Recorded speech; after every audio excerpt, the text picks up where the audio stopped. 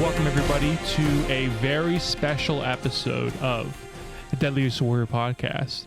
I am your host today, Craig Taylor, joined by my co-host, Lucas, on the very last episode of Deadliest Warrior, not of the podcast. We got some wrap-up shit to do, but... Right. And then we have the ones and twos. Hello, Brendan. And then we have, as always, guest. Yeah, right. Babu Frick. Yeah. And of course, you know, I'm Matt Davis. I'm here, baby. I'm ready. Right. Beam it into me. Now, I gave a promise that I was going to do 4 things of pre-workout for this episode. So, to save my heart, I'm going to do 2 while we're watching the episode here, and I'll do 2 more on the podcast later. Right. He keeps his promises. Look, we got Babu. Babu's he's not feeling good about the episode, guys. Yeah. I don't think he is. He's shaking feeling his great. head no. But we should explain probably why we're on the couch. Is we are going to do, for the first time, full-length commentary. So it has not started. We will give a countdown when that does happen. But We're paused at 0000 right now. Right. Mm-hmm. So I will have the timestamp on the screen. We can't show the full episode, obviously, but I will have the timestamp in case you got to leave and come back. You'll know exactly where we are. Yeah, I guess we should say we're watching via Amazon Prime. Right. And it looks like total runtime of the episode 42 minutes 7 seconds. So wherever you're watching it, just get it at flat 0, and then you can watch along with us if you want. So right. And we will have a normal episode after this. So we just wanted to get this as a special little celebration of Deadliest Warrior. If you want to just skip to that traditional podcast, you can go to this timestamp right up here. Maybe I won't put that in there, Brendan, when I edit it. I would look very dumb then. If you want to skip this I'll put glorious watch party. I'll put like a big Craig. wiener. Craig can do the nah. Right. It's been a while since the nah. But yeah, you guys ready to go?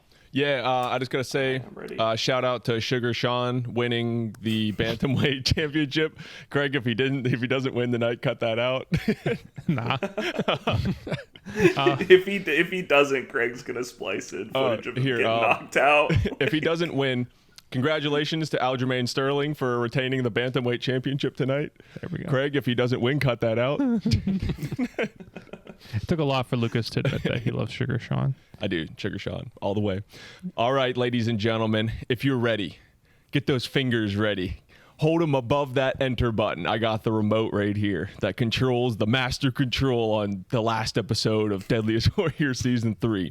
We're going to do a countdown here in 3, 2, 1. Push that button.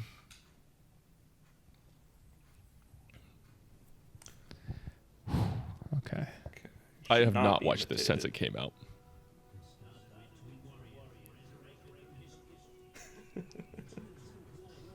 I like the flashback of where we've come from. This is kind of poetic. It's like a funeral eulogy. Yeah. It's a eulogy. They just didn't know it.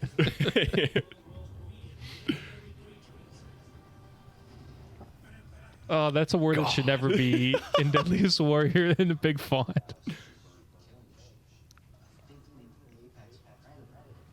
Apex Predator, bro.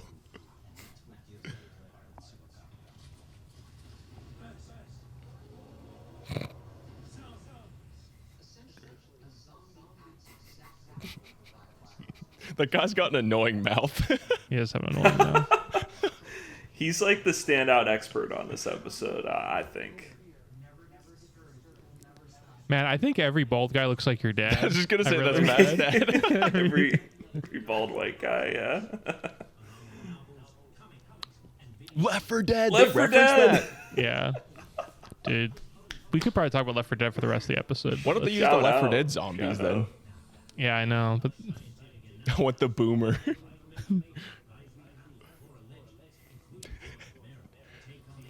the rumor is this is what killed George Romero. So I want you guys to remember that they said, including George Romero, Yeah.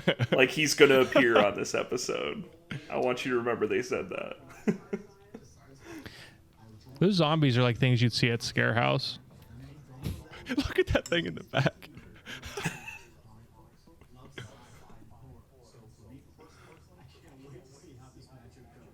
I'm a Green Beret, or I'm a Navy SEAL, but I'm actually a nerd, believe it or not. I'm like the best of both worlds. I'm the perfect human. It's just a shark. Please tell me they have a bunch of people just ripping open a gel dummy with their hands as a test. They don't not do that. Ready, go. Man, I'm kind of invested. This is kind of sick.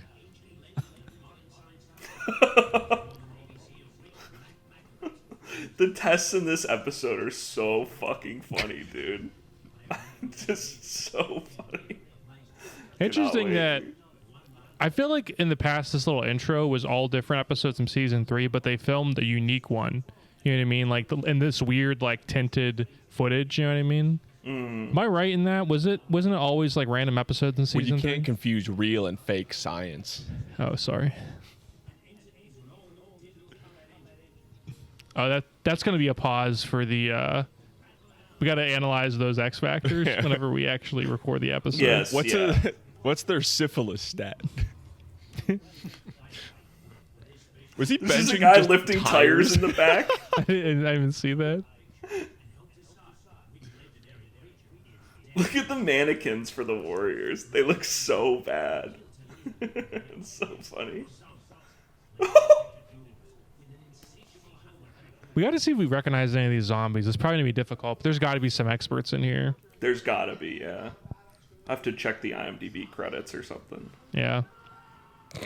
You know, I'm gonna write a fan fiction where it's the zombie apocalypse, but all the experts from all the seasons get turned to zombies. And it's Mac, Dorian, Now, and Jeff, survivors. The vampires in this episode are already like very werewolfish, in my opinion. And then, like one of the main vampires they keep showing over and over again in like the B-roll looks like a discount like Benicio del Toro.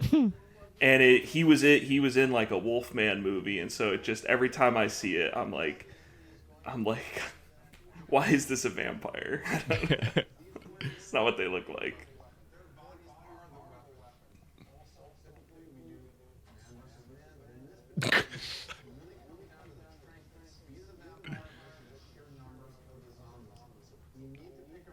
Now, since they have the experts look like they're warriors, is this guy gonna look like a zombie or a vampire? Oh, hell yeah.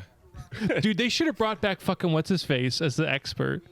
They do have one of the vampire experts, like, looks like Dracula, kind of. Like, he's got the hairline. Not Steve Niles, the other guy. Well, I was gonna say, fucking who's the one Vlad expert? Oh, yeah. They could have brought him. Haslov. We should try to get Steve Niles on the pod. I bet you he'd do it. So 30 Days of Night was a book before a movie? Yeah. It was Did not it was a know. graphic novel that got made into a movie. I will be purchasing and reading that. Don't you Yeah. worry.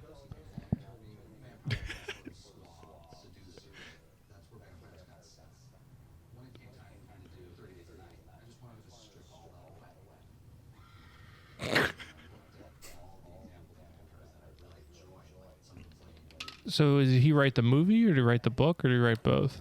I don't know if he wrote the movie at all.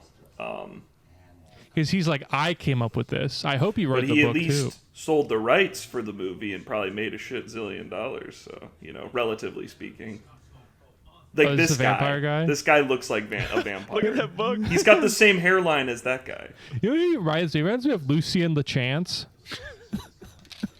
I'm not sure who that is. Let me From Google it. Oblivion. He's the Dark Brotherhood guy. Oh, okay. All right. I was trying to think of is that like a football player? What the fuck? Center for the Seahawks, Lucien LeChance. Okay, but does anyone think of this with the modern vampire? Everyone just thinks of Dracula.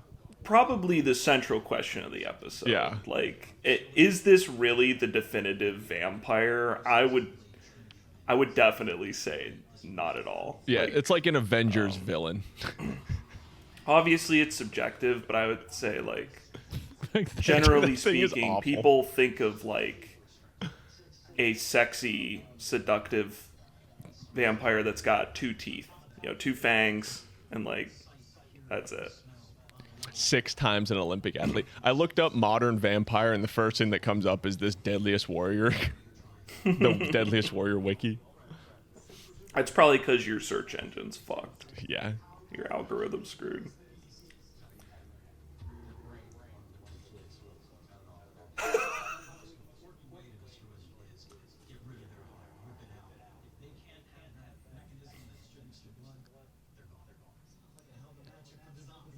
Why not any of like the fun weaknesses? Like it has to be a steak or sunlight or holy water. Like that would be Because we're at least not interesting. trying to have fun this episode, Craig.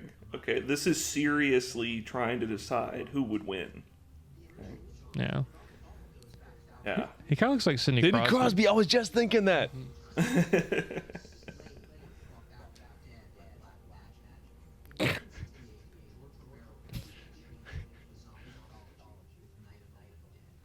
There's a really funny video of Sidney Crosby off note where he's like playing PSP or something, and they're like, "Hey, Sid, what are you playing?" He's like, "PUBG." I don't know why it's so PUBG. funny.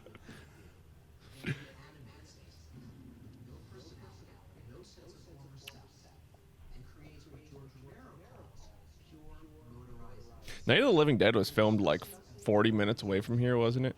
Yep. Yeah.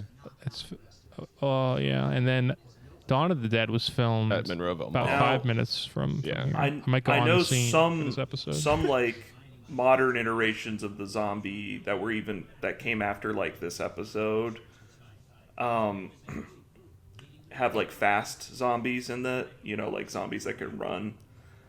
This is much closer in my mind to what most people think of when they think of a zombie than the vampire is.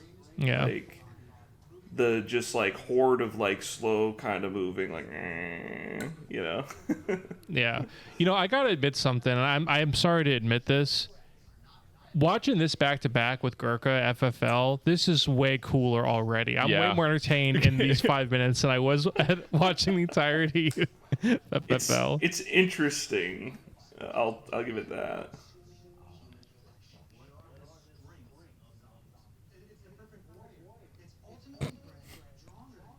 No syphilis.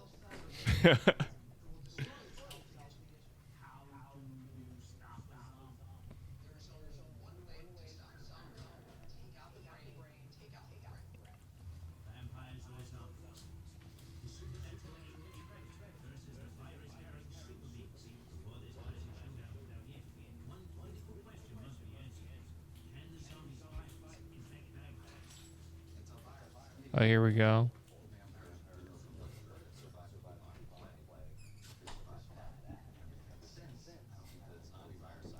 Flawless logic. I mean, couldn't you just You know what say other that species vampires has are undead as survived? well?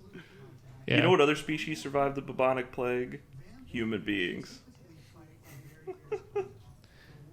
It doesn't have to kill all of them for Now, them to when be you're a vulnerable to vampire- the virus. When you're a vampire in Skyrim, I will say you're immune to other diseases. I would. Like if you remember the swine flu. I love watching this in 2023, and Dorian's like, "There's actually an example of a really bad virus, H1N1." It's like, Global yeah, pandemic. that's as bad as just it pure got. Yeah. fiction. When the country was ravaged by the swine flu. I didn't think it'd get much worse. It was West Nile virus, then like there was bird flu, then Yeah. there was swine Ebola. flu. Yeah, Ebola was. Yep. Little did we know.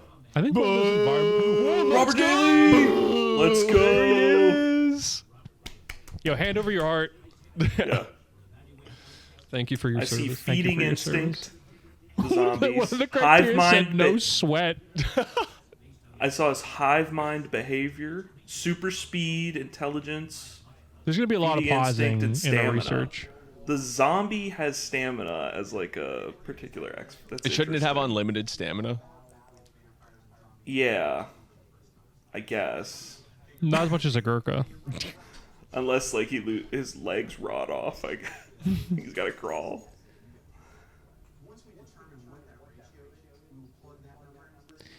What if these were like Nazi zombies? I'm surprised it wasn't, honestly, for the time that this was made. Yeah. Yeah. They wouldn't put Nazis on this show, though. That'd be really distasteful. That would be distasteful, right? Because there's not any Nazis like in America anymore. Yo, straight up, the vampires should have fought not the Nazis, but the zombies of all the warriors who lost on the show, like zombie Shaka Zulu, zombie Aztec Jaguar. But you know, this is a serious test here, so we have to. Yeah. Also, a zombie would never attack one-on-one. I'm pretty sure it would if there was only one that like wouldn't be like, I'm not taking that fight. Those brains aren't worth the squeeze. No way, bro. Leaf Baker. Tell me Hell to get a yeah. karate master for the. Why? Because they have these kind of claws. Imagine stroking it with that thing on. Yeah. It's like a I cartoon. mean, There's you little could do shavings it, I coming off. guess. Spirit Halloween dummies.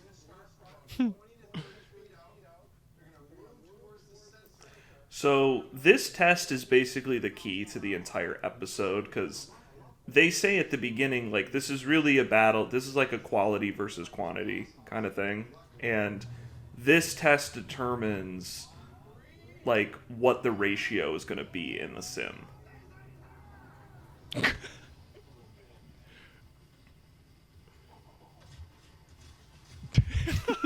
What are you learning from This is so funny. karate ski? This is so Deadliest Warrior. That was What are you freaking getting? What data are you insane. acquiring from that, honestly? Look at the smile on his face. I mean, who That would wouldn't be so smart? much Like, fun I want to do do that. Yeah. You know, that guy used to go to karate. Why isn't he joining the UFC if he's so good at karate? Oh, hold up, guys. I want to learn the medical effects of a zombie. Okay. Now, this may age poorly. I'm going to have to look into it. Leaf never says anything. Now, I know it says he's got, like, an American flag on his gi, but, like, can he speak English? Because his name is Leaf. Do you think he's, like, from, you know, Sweden or something, and he just trains in the United States? We'll look into it. This may age very poorly. How does that make sense? Take take the amount of zombies that a vampire can take on safely, and then that's going to be the ratio. Then you're just setting it up to win. Right. Yeah. Right, yeah. Yeah. And Dude. that's the thing. Matt, I can't wait for the deep dive on Leaf Baker. I'm going to look into it. We'll see. Try to find him.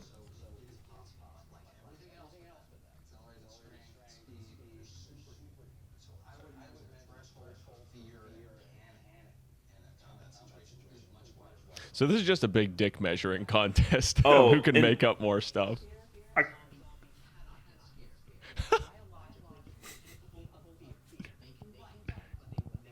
No, you. Ooh. I think another thing that's never really addressed in this, and I guess we could talk about it more in the actual pod, is like the fact that in a zombie apocalypse, a vampire would not have food because humans would be dead. So where's that taken into account, right? Like, are you dealing with a fresh, strong vampire? Are you dealing with like a vampire in a weakened state? And if they have access to Pancho Villa's supply train, I mean, like, yeah, do they? What's their logistics? oh, there he Oh, is. they Let's do gotta go. bring The him little, back. the little Flat party baby, table. let's go. Party table. Don't in the worry. middle of a George is field. on his way to the show. Yeah, he's in the car right now, heading there.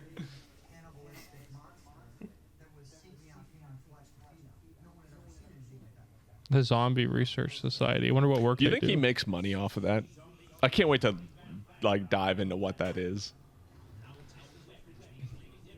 People like to say like, oh, you're going to the liberal arts, you're fucking wasting your time, waste on society. This guy's in the Zombie Research Society. Non-stop biting. Yo, Matt, the female vampire would. Would.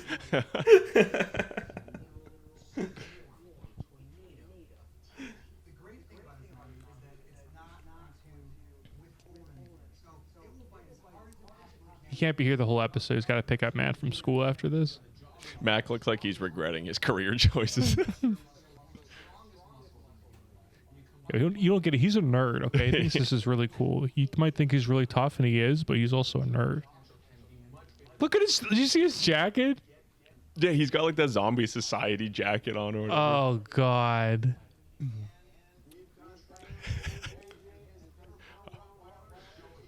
I will be Googling Joey to see if I can find anything. It's always depressing Joey- when you see animals in shows that are like over 10 years old, though, because most likely the animal is like passed Do you see on. how they put like a little bit of like fake blood on one of Joey's teeth? Yeah, what the fuck to is like that? make it look like he's just like he just ate like a child for like lunch, Like, Joey's fresh off of killing. He's like the dog from GTA 5. He is. Big dog, big nuts. I like that instead of getting like a trained police dog or something like that, they're like, this is OJ with his dog Joey. Well, I mean, he probably is trained, right? They saw a dude walking outside the studio. Like, hey, you want to make $100? Yeah. Let your Rottweiler maul you in our studio. They gave Here's the dog his pillow he can bite into. they gave the dog 2 scoops of pre-workout.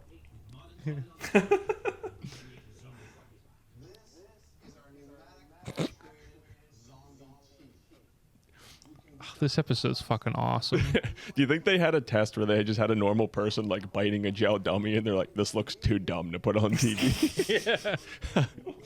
Dude, I would love to eat a gel torso. What would the ballistics gel taste like? That's a good question. Oh, Might be like a carcinogen. But that wouldn't it's stop like me for rubbery, the show. and then you got like the corn syrup blood, and although they switched to water based after the bee incident. What is in the, that? What is Somali that? episode? That's dummy. like Pol when Pot. you're drunk and you try to take like a selfie. That's what it looks like.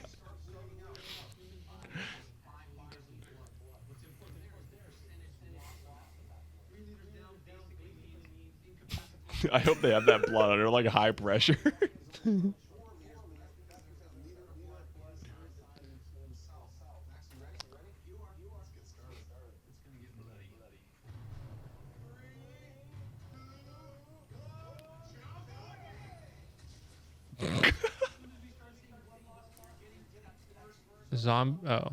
The zombie teeth's the weapon. I was confused.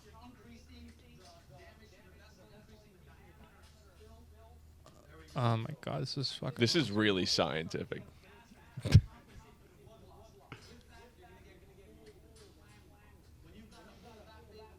I'm pretty Max sure you'd Brooks be is passed so fucking grossed out. Do you see his face? He's like, look at it, it's like He's getting splashed in the face. I'm pretty sure one bite, if it's like your carotid artery, you're dead. What is the? but not for a vampire. Oh, Not for a I'm sorry. vampire. I'm sorry. Sorry. They have 6 times the strength of an athletic human. Oh yeah. Yeah, Not just a fat human, an athletic human. Do you like how Steve Niles just says that like casually in the intro, and that is like the actual stat they go with like the whole time. They're always multiplying everything by 6 for the vampire. Oh, he'll run away. Oh God. Yeah, That he means the won't whole just test- stand there. Yeah, the whole test was a waste of Yeah. time. And It's been a here's the while thing- since we've gotten one of those. yeah, Yo, he's not just gonna stand there. yeah, I know it has been a while. The other thing too is that would not kill a zombie by this Steve's definition, because the only thing that could kill him is if you destroy the heart. So they would lose all this blood, but I guess nothing would happen. So they said you got to take out the heart and you got to cut off its head. Right. So that was just nothing. That was nothing burger.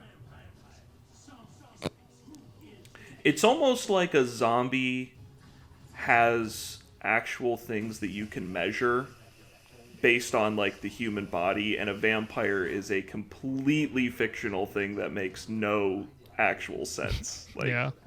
I could and write a it's book very- tomorrow and just make up all my own facts, and then all of a sudden that's law. yeah, like it, because like if these zombies had to fight like Edward Cullen, from Twilight, like I don't know if he's making it right. Like it's a very different ball game. To gear up for this, I did watch Resident Evil Death Island, the new animated CGI film that they put out, where all the protagonists meet for the first time. Pretty corny, but I enjoyed it. Probably my biggest issue with this episode is just that like every time the zombie brings up something, it's like, okay, what's a zombie bite?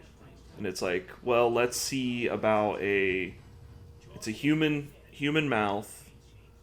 What would a human's bite strength be without any pain? Now I don't know how scientific a Rottweiler is, but then with this, it's like, what's a vampire?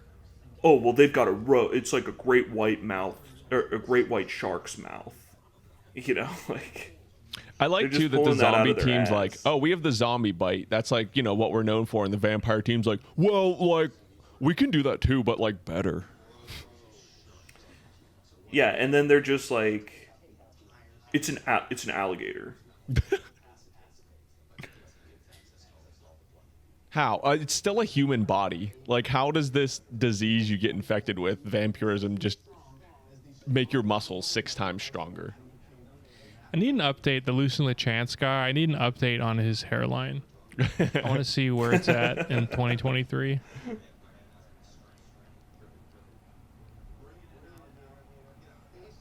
Yeah. Mac is very quiet during this episode. To your point, Lucas, like look at how big a fucking an alligator's fucking mouth is. It's like Look at its body head. is it's like half of its Yeah. body is its mouth. Its head is just a gigantic muscle. So like how the vampire is working within the skeletal frame of a human, even if you're giving him the sharp teeth, how is he able to generate that amount of force? And the answer is that it's magic, which is fine, but it's very like I don't know, it's just so 1,700 arbitrary pounds. for the show. Can you imagine getting bitten by 1,700 pounds? How BS is that?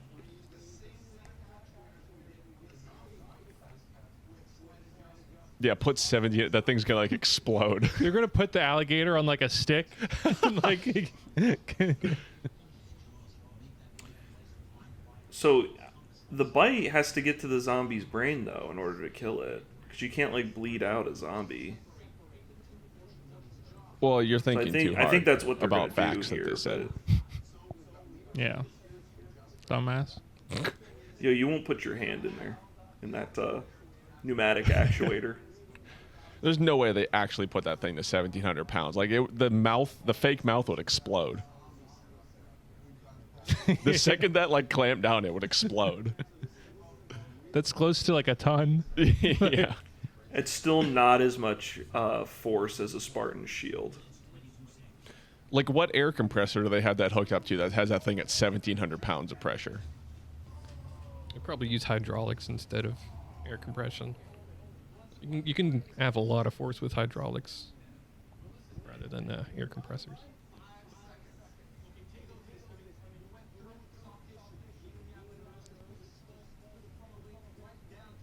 Did he say the frontal brain? Zombies don't have that. Also, I love how he went right for the weak point. I don't know if that was the intention of the test or what, but the zombies didn't fucking do that. I mean, I guess they went for the neck to cut off the head, but Yeah, I think it's the test. The placement of the bite is not the problem with this test. Mac has no idea what to do on this episode, so he just has to go battlefield effectiveness. yeah.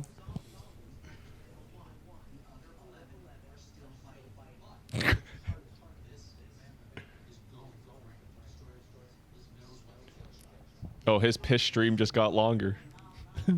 In the pissing contest that is this episode.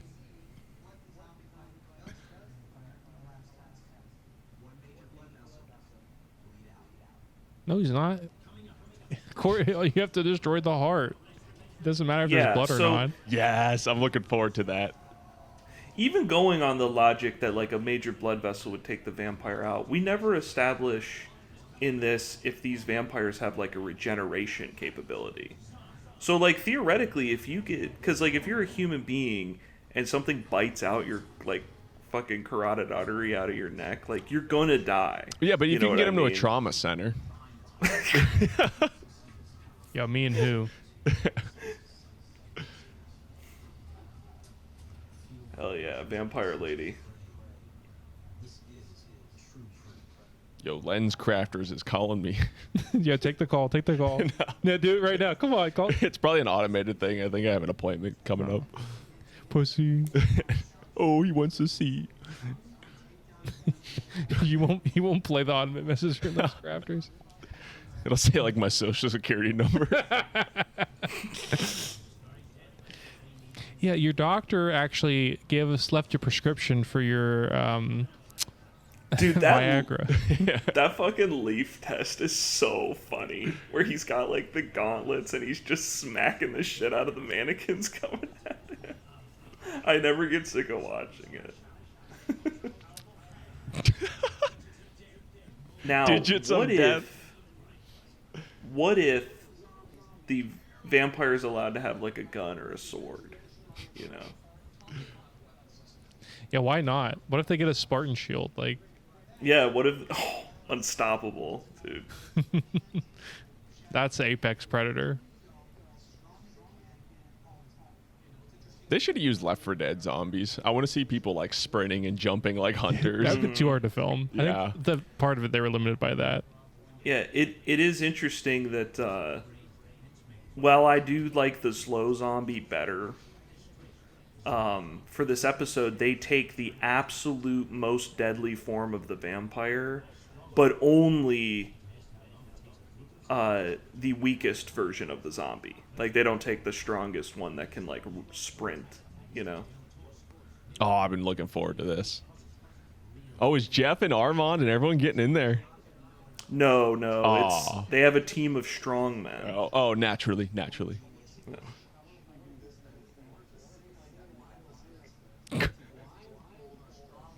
Mindless are the people that are watching this.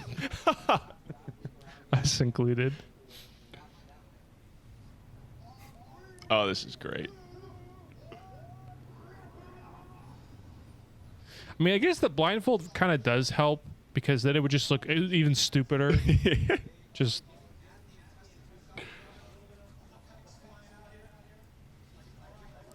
You imagine fucking blindfolded dipping your hand in some gel torso, man. That sounds delightful. Is this the stupidest test we've seen on this show so far?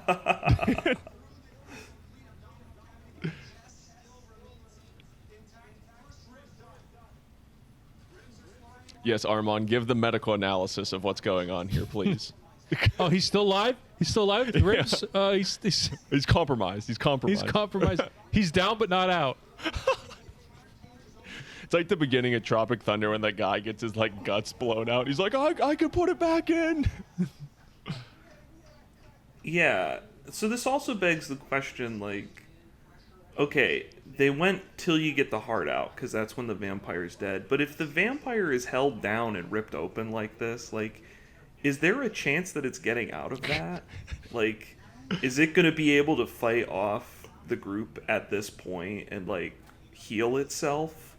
Where's it going to find a human to bite? I don't know. Like, it's... I think about these things. Maybe I shouldn't, but it is what it is. Oh. How do vampires have a feeding? I mean, I guess the drinking the blood. They don't even talk about that, do they? They yeah, do. I was gonna say They talk think about they it in the mentioned so bite far. section. The like OG vampire was literally just a human that couldn't go out at night, was invincible but had to drink blood, so it was like a deficiency.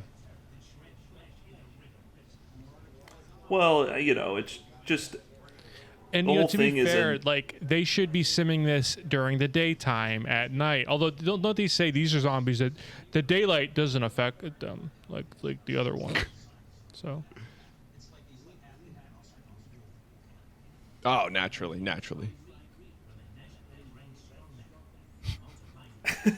But multiplying it by 6. Fuck off. Fun fact: I have a. This has nothing to do with the episode, but I have a great uncle who's a strong man.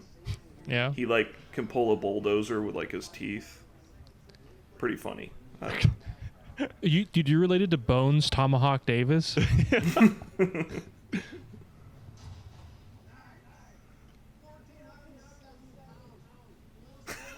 Dude, okay, timeout. But like Time out. vampires, multiply Did it- that by did it- 6. Oh Oh, my my god, God. dude. Almost 9,000 pounds. Grow Well, guys, up. don't you know that's a rule that vampires have the strength and So it- speed 6 times of an elite athlete? That's a. What I if don't you- know what deal you guys are making. You learn that when you're like 2, you know. Well, think about this. So you're telling me, like, maybe I'm misunderstanding. If that dude bought me on the head, you're telling me that is almost a ton of force on my skull. Imagine jerking off with that. You just rip your dick out. I know, like that's. Also, they said 6 times the strongest, or not the strongest man, but just an athletic human. Yeah, well, then they got a strong man and then An multiply it by elite 6. athlete.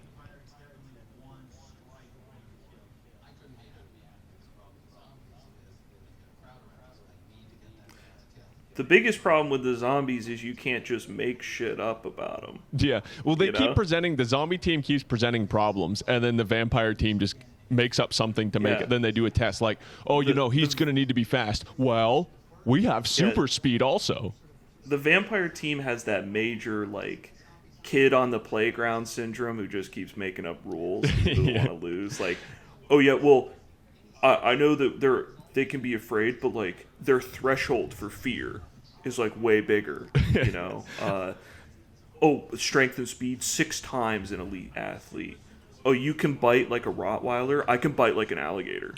You know, like, it's all just, like... I think you said it when we were off camera. I can't remember if we said it on or off, but we were talking about Back for Blood season 3, and then you're just like, yeah, I can't wait for the vampire to just beat every warrior that's ever been on the show Yeah, because it's just like Back a for- god being.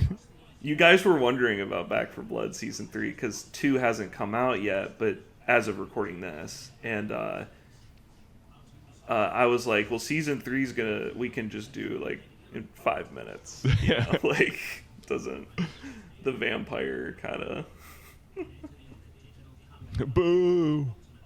Let's Did you see the go. vampire's stats were just 100, 100, 100, 100? Like, What does no sweat mean? means he doesn't get afraid. He doesn't get slippy hands. He doesn't 100, get 100, stinky. 100. Literally, the vampire was just maxed out stats. He's all 100. Dude, He is that- the ultimate warrior.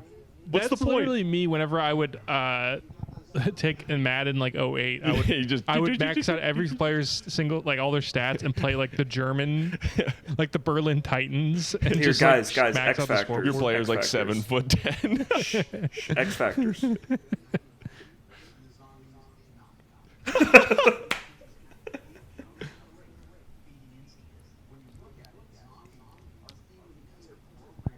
There should be 100. Yeah, why does Robert Daly schnoz looking bigger than normal? How is that not 100 for zombies? It's their driving force. Yeah, You know, there's just some people who are hungrier than zombies. You know, yeah. they just have that extra X factor. What was Napoleon's feeding instinct?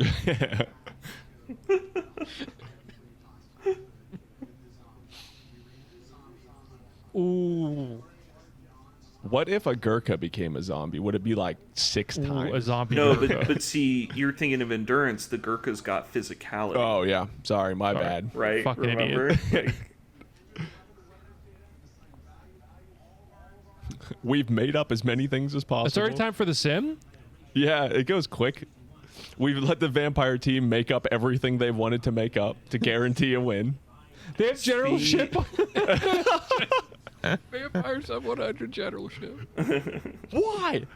What's the logistics of learning of a zombie? Ooh, spooky.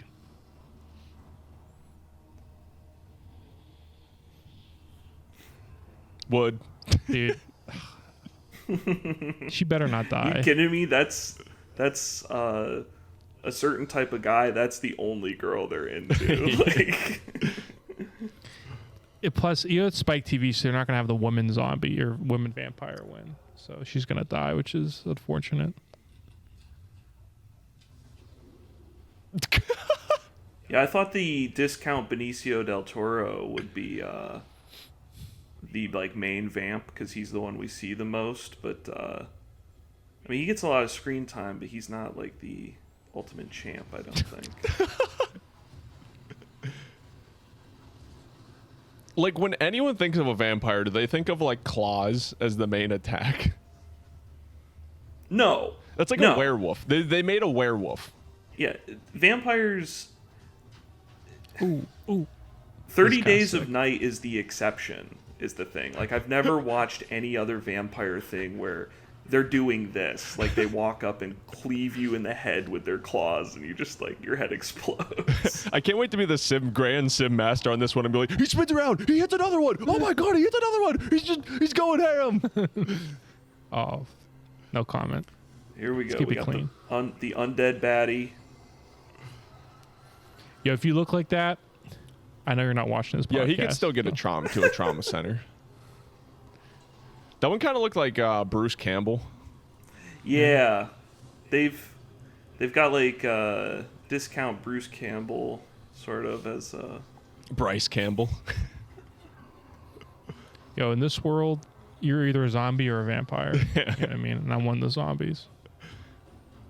So remember that he bit a zombie. Remember that for. Wait, But he that's won't so- get infected. Because Well- they live through the... Just remember that. plague. Hey, do you like how they just had a dude there that not in zombie makeup? Just like a guy pushed through the doors, just a regular guy.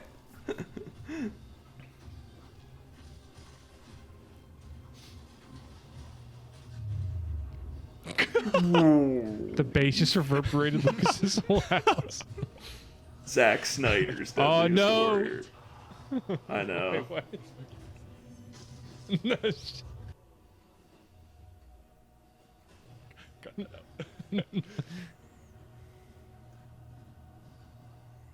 So there's an answer. They don't heal up like that without feeding. So if you just bite the carotid artery, like it is a mortal wound.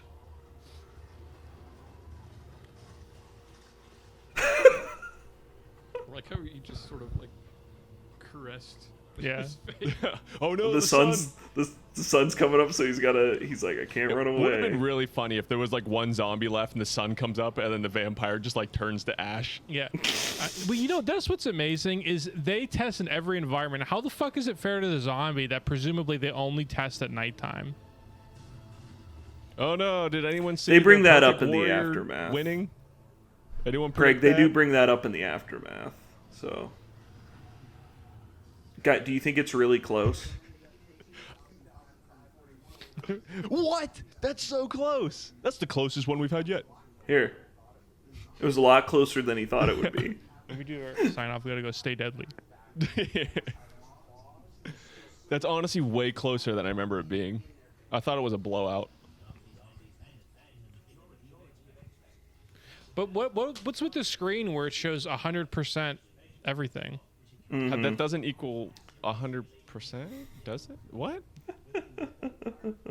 Someone check those stats. Well, When I what go Yeah, on. it does like not make environmental sense. damage. It does not make sense that the CGI they put on Daly's computer has 100 in all the X factors for the vamp, but then they say that the zombie had the advantage in most of the X factors. It doesn't. There clearly was like the people who made the graphic did not communicate with the They writing just left the staff. default. The check didn't clear. So Yeah. they're like, yeah, I'm not fucking doing this. Here, Oh, there it is. He got that. Oh. Yo, doesn't that mean the Yo! zombies won? Hotel Transylvania Oh. 4 up next. Yeah, to be And there it continued. is. That's awesome. So would it have been zombie vampires versus French Foreign So Legion? The zombie just won, according to that scene.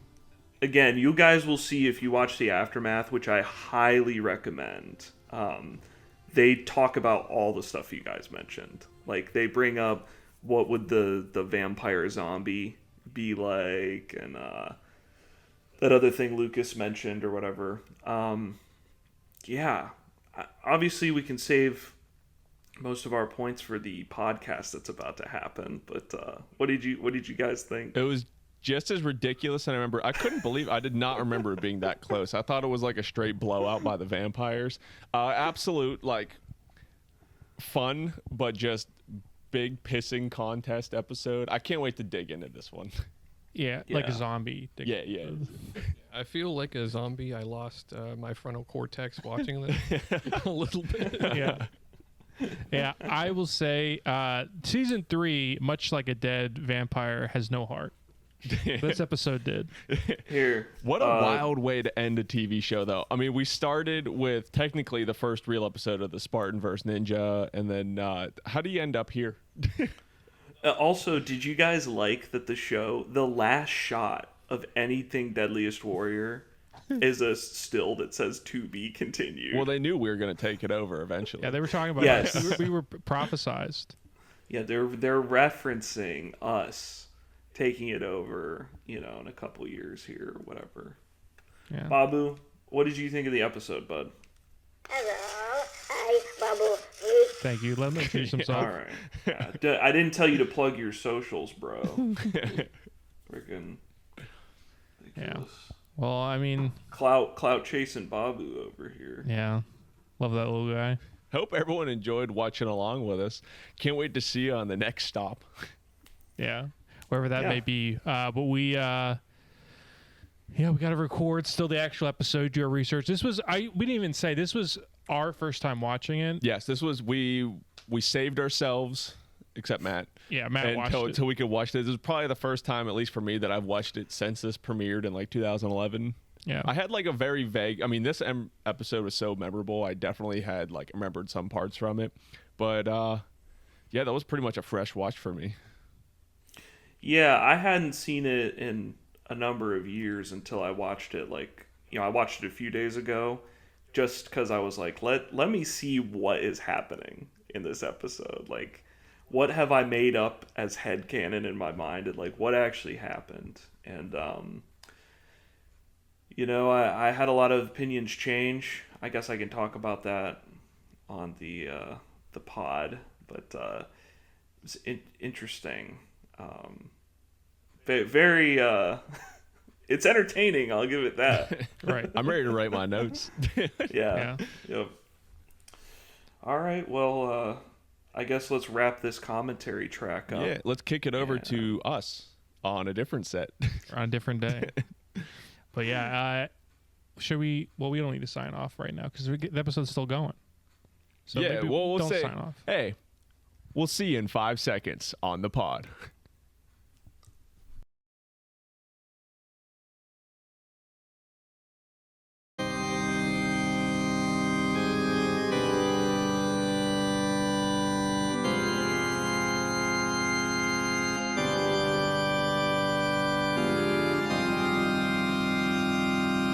Welcome, ladies and gentlemen, to the Deadliest Warrior podcast. A very creepy episode. Vampires versus the zombies. Boys, how are we doing today? Oh, Matt, I'm doing great, dog. This is that pre-workout I for some reason promised. This is like Lucas drinking pre-workout for the podcast is like just a small version of like a rock star doing a line before he goes out on stage. Just like, look, man, this is our 5th show this week. Like, I gotta bring the energy though, Yeah. Dude, I promised this would be an exciting episode after the snore fest that was last week. Gentlemen, we have made it. Okay, we have made it. Yeah, I made It it. seems like just yesterday we sat down in the guest bedroom of my old apartment, huddled around one microphone, which Lucas just had around his house, and Craig's laptop, and we did Spartan versus Ninja. And listen, we didn't know how the journey was going to go. We always knew that this was the end point, vampires versus zombies, and now we're here. How do you guys feel about that? You know, I'm excited to one day watch Deadliest Warrior again. Not anytime soon, but I cannot watch Deadliest Warrior just normally. The curse has been lifted. You know, we've had so many grievances with this show since, you know, it came out 10 plus years ago, and I feel like the curse has been excised fittingly on this very undead episode. That's what you think. I sat down on day one, and there was an episode of this show that irked me to my core, and we finally arrived at it. The worst episode of the show, the worst episode of season 3. I'm going to be the bitch you on today. I feel like you have to call it the worst episode of Deadliest Warrior. I'm not necessarily sure that that's true. From a certain entertainment value, I guess. Because I will say one thing Vampires vs. Zombies has got going for it is it is interesting. It's funny. Like when you're watching it, it is so bizarre and so different from anything else they've done on the show that it's kind of like I don't even know, like compared to maybe an episode that's like a little more boring, like, you know, a random season 3 or season 2 episode that's just like, you know, whatever. But I feel like you have to call this the worst episode just because, like, it makes sense to just do it because it's so different. I don't know, but I think without a doubt you can label it the most controversial episode, perhaps. Besides the Green Beret Spetsnaz episode, this one definitely a lot to talk about, a lot to discuss. There's like nothing to discuss, but there's so much to discuss, if that makes any sense at all. So How did we get here? Because there's still so many warriors. Like, yeah, maybe we're scraping a little bit of the bottom of the barrel at this point, but there's still so many warriors you can come up with. What was their thought process going into this? So my answer to you would be, okay, we're getting to the end of season 3. We're running out of like a Budget. full slate of historical warriors. Instead of just, you know, hey, our season finale just being, you know, another episode, let's try a fictional matchup. Let's try switching it up a little bit. And that way, if there's a season 4, you know, they can pivot. And so maybe they have like 2 or 3 human matchups that they've got lined up. They can stack those in with, you know, Optimus Prime fighting Yoda and stuff like that. I said to Brendan earlier they should have done Godzilla versus Kong. Yeah, it almost, you know what's interesting is this almost is like a new pilot, a pilot for a new episode, or a new show, basically, right? Yeah, that's interesting. I had not thought about that until you brought that up, Lucas. Like, this is almost like a pilot to a completely new show, and this is the Deadliest Warrior people pitching, essentially, like, hey, pick this show up. Deadliest Warrior was so successful, we'll keep the name, and we'll keep the concept, but we'll make it, like, fantasy and fiction, so that there's theoretically, like, an endless amount of matchups, basically, with that. So, I don't know. Well, you got any thoughts, Craig? Brendan? Any thoughts about the episode? I will say this. I don't want to get too ahead of it. My expectations for this episode were so low. I kind of really enjoyed this episode. See, I'm gonna be honest. the opposite. Mine were low, and then they were like, I still don't like this episode. Yeah, I think everything's valid, but for me, like I think it was coming off of FFL v Gurkha, Yeah. which was like Ambien. This was a refreshing breath of refreshing air. I think the biggest thing going into this, and it's really prevalent as I feel like we're going to tackle this episode today, it doesn't fit the show's formula very well. It kind of jumps around a lot, and like the formula that we're used to gets a little bit thrown out the door on this episode. Just mainly because there's usually like 4 or 5 weapons that we get to see tests for and talk about, but the weapons in this one are just very strange. It kind of throws a wrench in the whole thing, and I think if they were going to continue forward with this, they would have to change the formula of the show a little bit to fit this a little bit better. Guys, I think it's just kind of the episode's fun, it is, but I think it's a bit of like a sloppy episode at the same time.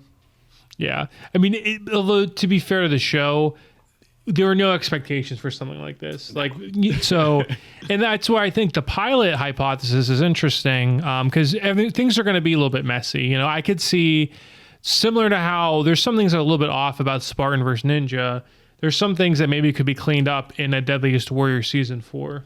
Yeah. Well, something that's weird too is we always had real life weapons, and you know, something that we could be like, oh, they got the history on this wrong, some like real stuff to fact check. It doesn't exist in this. You can kind of, as we'll see, a little bit of the hot garbage hits the floor, and some people are just making shit up on the spot in this one.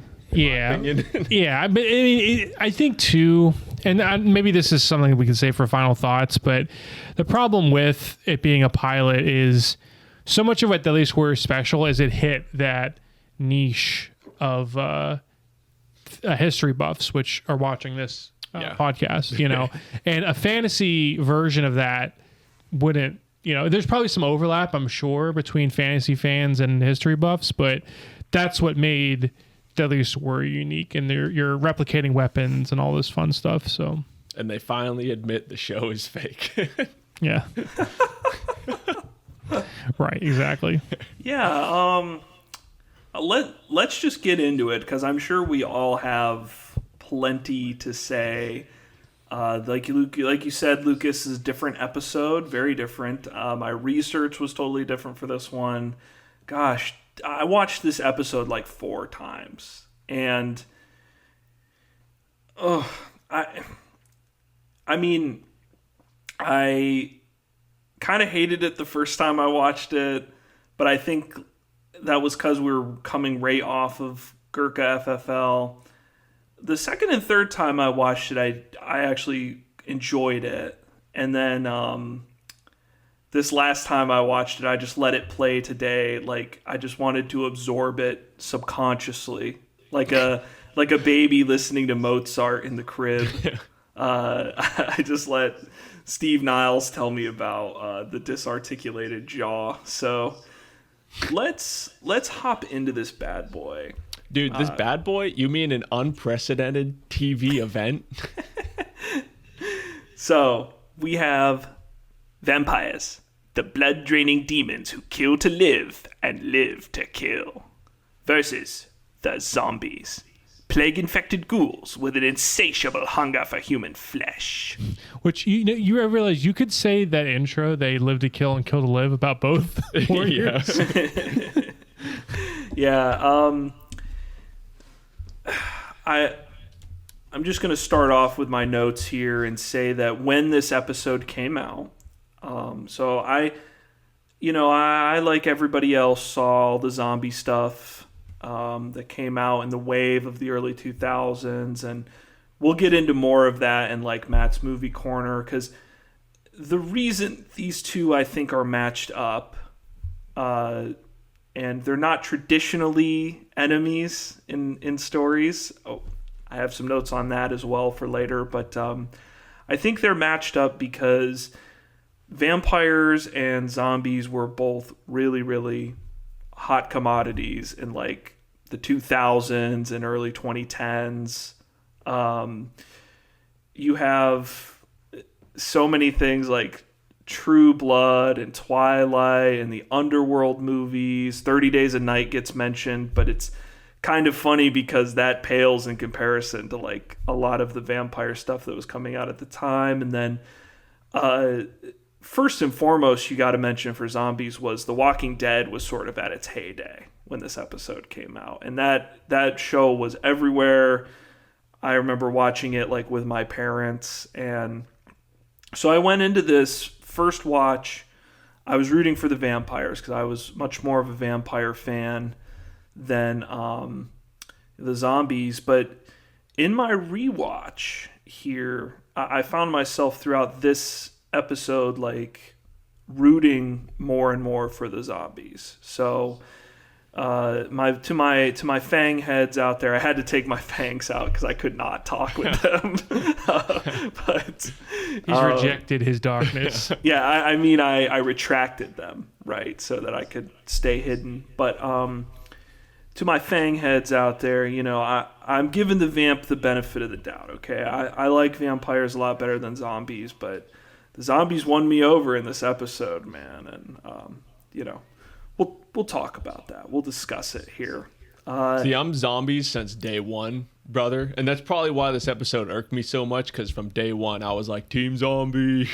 Yeah. Right out the gate, we're introduced to the concept that the vampire is the apex predator, while the zombie is a horde creature that behaves like a virus. Okay? And the specific media that is cited, because these are fictional creatures, so they're pulling from, fictional works. For the vampires, they cite Blade Trinity, Dawn of the Dead. Blade Trinity, Daybreakers, and 30 Days of Night. For the zombies, they cite Dawn of the Dead, World War Z, and the Left 4 Dead video game. Yo, shout out Left 4 Dead. Dude, I want to see the tank come in and 600 some tanks. Do you have World War Z on the table there? Yes, it is. Brandon, this is your copy, right? Yes, it is. Which we'll get into at some I should have point. put Left 4 Dead on the table. The World War Z movie was being made while this episode was coming out, and they mentioned that it's in pre-production or whatever. I know the movie's very different from the book. I, for preparation, watched 30 Days a Night.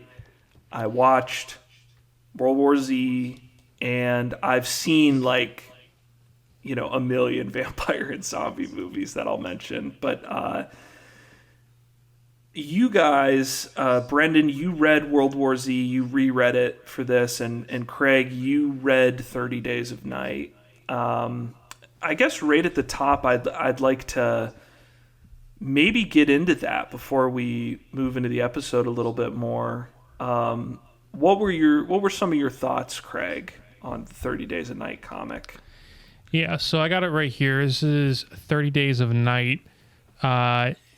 So it's a cool title, but it actually has an important meaning. It's called 30 Days of Night because it takes place in Alaska. And the idea is that, there's parts of Alaska that are dark for 30 days and they have all sunlight for 30 days or whatever. So it's a perfect place for vampires during that time. So 30 days of total darkness. That's 30 Days of Night. So clever little thing there. And the premise is, there's these people that live in this town, this small Alaskan town, and they have to defend against the vampires. Fun fact, when I went on my Alaskan cruise, I did go to the town in this novel. Oh, really? No. Alaskan cruises take you the south part of Alaska, and this is north. But dude, you had me so I was so excited. no, that would have been a crazy coincidence. Is what we see on the show a good representation, you feel, of what you read in that book? Yeah, I mean, for the rules, they're just they're what you expect, and these aren't I would say 100% original, and I don't know what came first, but the Blade zombies are like this, or Underworld Evolution, not zombies but vampires. So I don't think this didn't really give me this scope of the episode I didn't already have. You know, I was expecting maybe to understand a little bit better. I kind of didn't. Yeah. To me, this book, and one of my problems with the episode is, like when you traditionally think of a vampire, you think of like what Matt's wearing right now. That too. And these ones to me seem like closer to werewolves. You know, correct me if I'm wrong, but like the rows of razor sharp teeth and the super strength, it just kind of seems like for 30 Days a Night, he pretty much like, he's like, I like vampires, but you know, werewolves are like cooler. Right. And real quick, I do want to say I was wrong in the commentary. I somewhat suggested that Steve Niles is just a random guy. He is the writer of this, and it's illustrated by Ben Templesmith. That is so funny. So that is like a graphic novel too, right? Yeah. Mm-hmm. So for people who don't watch the show but listen to the podcast, there's a lot out there actually. What are you doing? But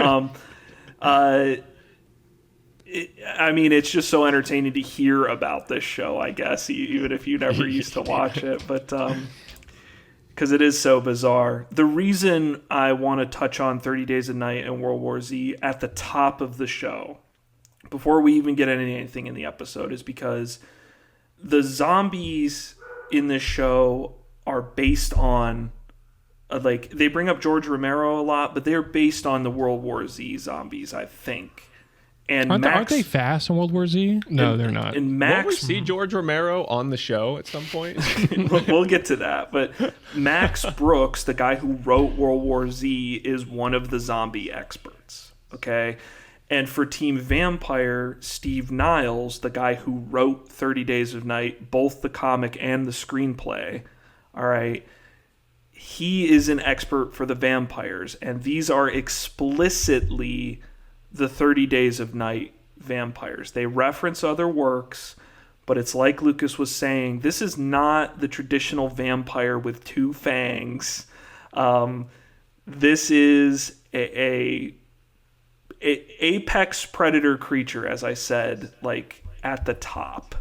Yeah, and what's ironic too, Matt, is my first thought in reading, because there's three different like stories. It kind of plays out like a movie, its sequel, and then like the third in a trilogy for this collection. Ironically, the first story reads like a zombie movie where you have like these survivors. You could like replace them with zombies. Zombies take over the town. They got to fight back. Like, and you know, people are dying. There's a lot of similarities, like obviously not in like powers, but in tone and, you know, the survival themes is very similar to a zombie story.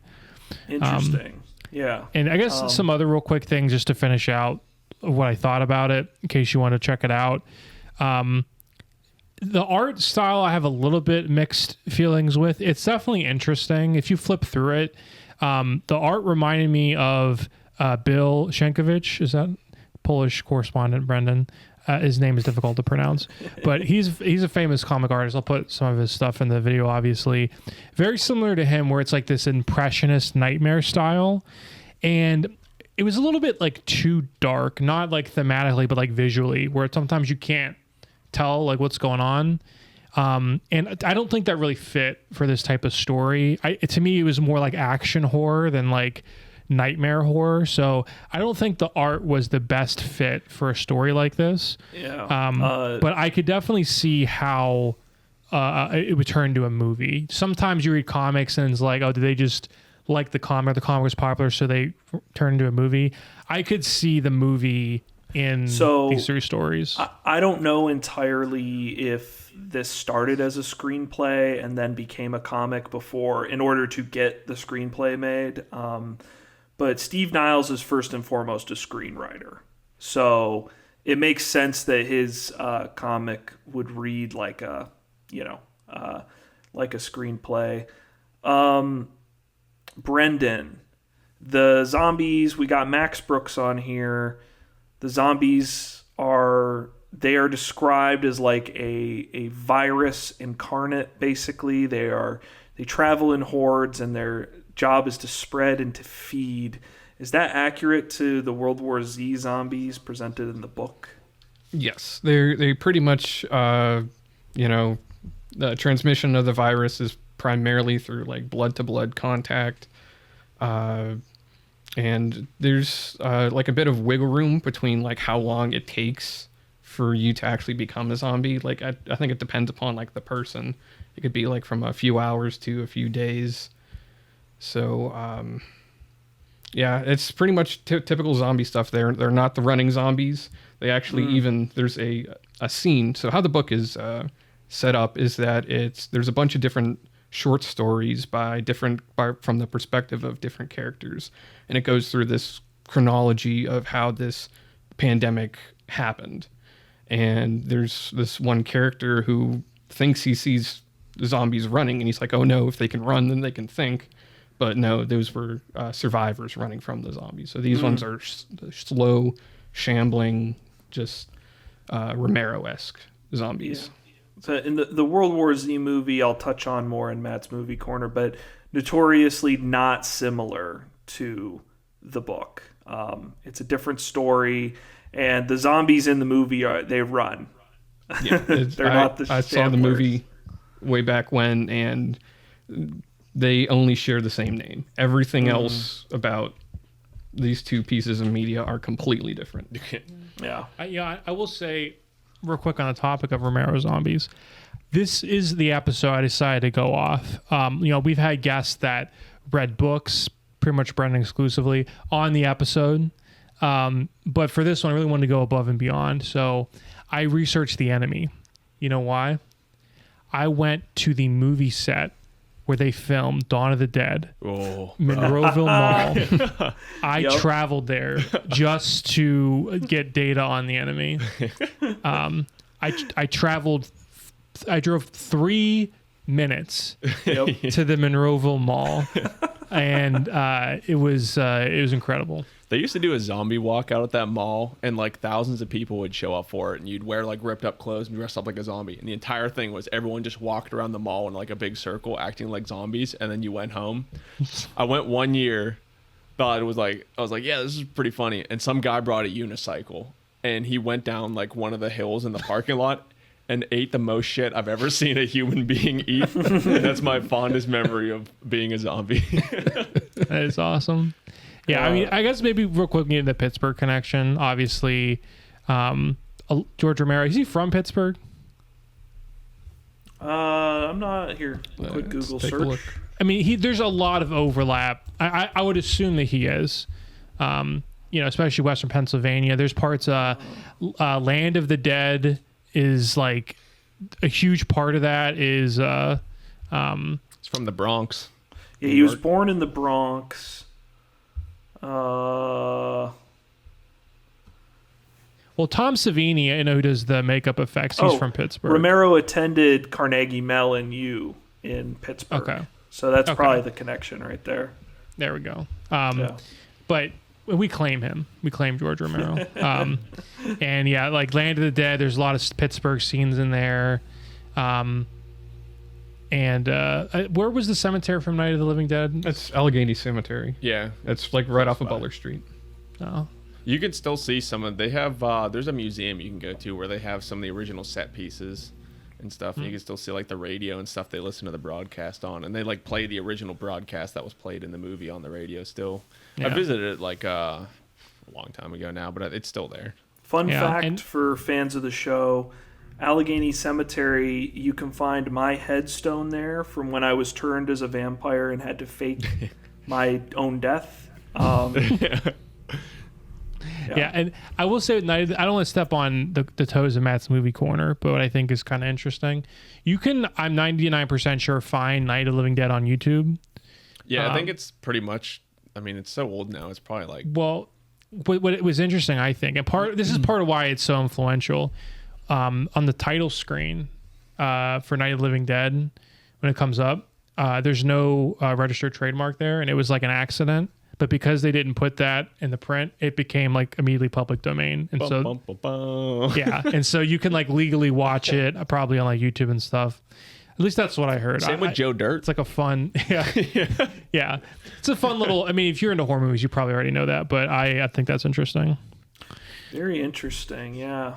All right. Well, getting into the episode itself, during the intro, We get you referenced it earlier. Speaking of George Romero, basically what we're told is that in order to organize this episode, because these are two creatures of fiction, they assembled a panel, a team of horror movie experts, basically, to determine what the zombie and the vampire were going to be in the episode. And they mentioned George Romero, and we get a funny shot where they slap a picture up on the screen. They put like his MySpace profile picture up. It's like a photo of him at Comic-Con or something. And they're like, it's kind of implied in the way it's worded that like we're gonna see George Romero on the episode, but we do not. Oh, and at 1:43 too, Jeff is talking about how excited he is for this. His eyes just are so dead when he says it. He's like, I'm really excited for this episode. Yeah. You can see the fatigue in the man's eyes. With our experts, they introduce themselves. Dorian says there's a ton of rules with this matchup, but then I noticed he proceeds to not list any of them. Max says he's going to take a look at the tactics, which is really funny. That does not happen in the episode, aside from Mac just being like, vampires are smart. And then Jeff gives the entire episode away and says it's the strength and speed of the vampire versus the sheer number of the zombies. So... Yeah, it's interesting. Like they're like, "Hey Dorian, can a zombie virus infect a vampire?" And he's like, Right. Well, Mac does. Dude, prepare for me to fucking filibuster this episode with questions like that. Like, You missed the Mac part too. He's like, yeah, I was a badass SEAL, but like underneath that toughened exterior, I was a geek and a nerd just like you. yeah. "Shut the fuck up." Just like you watching this. He's like, I was part of the losers club taking on Pennywise. You got like the nerds that are into like D&D and like metal. Mac is more of the nerd that was like a hall monitor. So we also get into the experts. So first expert introduced is Steve Niles, who we've already mentioned. He is a screenwriter. He wrote the comic and the screenplay 30 Days of Night. Steve Niles is a prolific horror author. He's written a number of comics and screenplays and performed in a few different punk bands. I love to add that little detail in. The 30 Days of Night comic was his breakout work, which he eventually was able to successfully pitch as a screenplay produced by Sam Raimi, another horror legend. He's still working on a variety of projects to this day. He is the standout vampire expert, and while I disagree with a lot of what he says in the episode, he seems fine, and he's just doing his job. So, if I say something in this episode, I don't have anything against like Steve Niles, okay? But yeah, I just want to get that out at the top. But I do disagree. Yeah, I might with some of ride the Steve stuff a little that's bit on this episode, but I love his like very intro. He comes in and he's like, the traditional vampire that you're all thinking of, forget it. Here's the one I wrote. Yes, exactly. I love your think, point. like, Use mine. Yeah, it sort of points to like, and I think I have this later on. To be fair, having the Matt Dracula vampire would not be fun. boring. It would be No, boring. It would but be like a one-on-one yeah. fight. No, it's designed to be like a very Deadliest Warrior-esque vampire. It's the perfect version for this episode, I will say. Yeah. Although it does come off as like the kid on the playground who, like when you're playing, like he's a commando, so gets 2 hits. Yeah. Yes, bro. He's the kid that always fucked your mom somehow. The first time I watched that, Craig, that was all I could think of was that example. Like, just a kid on the playground making up rules as he goes, so like he's not losing the game. And we can discuss that a little further. I think that gets into the nature of measuring something like a zombie versus measuring something like a vampire. And I did want to touch on, Lucas, you mentioning the werewolf. This vampire is very werewolf-esque. Yeah, that's And what it comes across to me. You're not the only one. When I sat down and watched this, Alyssa had never seen it, and she loves vampires too. So She's probably more excited anyway for us to be the last Deadliest Warrior episode. yeah, right. Yeah, she was excited for different reasons. Yeah, she's like, thank God. But she sat down and she watched it, and she was like, "This vampire is basically like a werewolf." That's her exact words. So, on the same wavelength, I would hazard to guess if two of you said that, you guys are not the only ones, probably. I'm glad she agrees with like 14-year-old or 16-year-old me whenever this came out. So, second expert for Team Vampire is Scott Bowen, who is the author of the Vampire Survival Guide. Not to be like confused with a Ned. $5 book you see at like the checkout line at Walmart. It's like it's at the school book fair.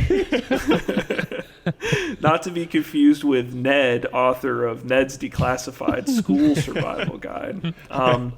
So all I could find on Scott Bowen was that he authored the Vampire Survival Guide and a book about fishing titled Knack Fishing for Everyone, a complete illustrated guide. It appears to be a beginner's book on fishing, breaking down the basics on what your average fisherman needs and should know. That's it. That's in the dad's gift in the secret, the Santa's workshop or whatever. You're next to the ties. Yeah, that's where that book is.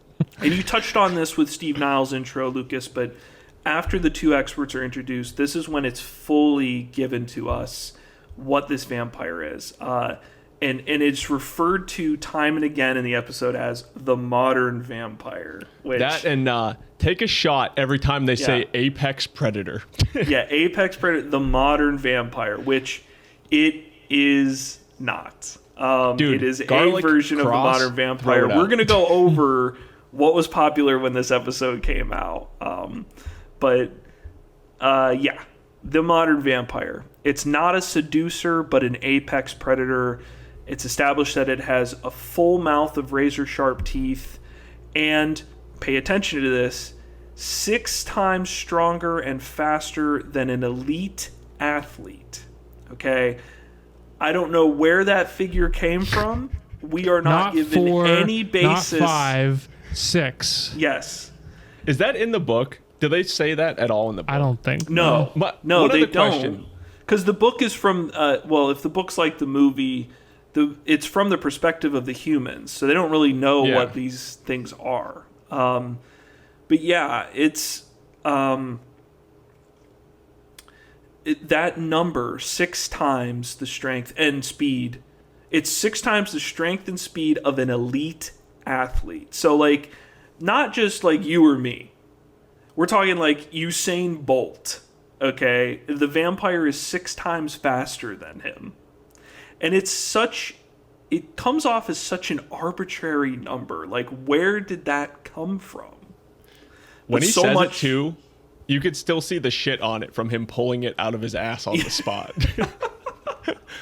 It's like, well, 7 sounds like too much, but it's more than more than 5. More than So I was 5. going to ask about the book. The vampires don't come from humans. Like, humans don't turn into those vampires, right? They do. Okay, so it's a human body still then. Okay, we'll get there then. Yeah, we will get there. Trust me.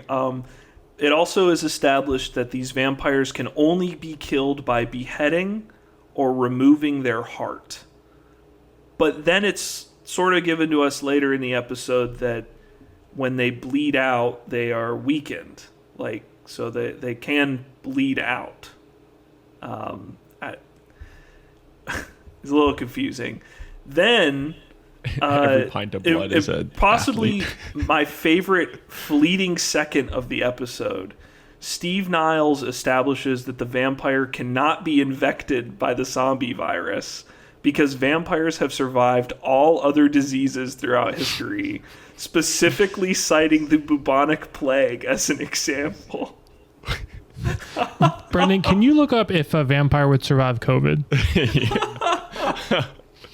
I'm not sure about that. We're that's a bit too much, you know. Yeah. The next timestamp we get here too, at 6 minutes and 18 seconds, I think we're around there at this point, we get a hilarious shot right when he's talking of a vampire rips a door off its hinges with one finger. Yes. He just goes, and the door goes flying. Yeah.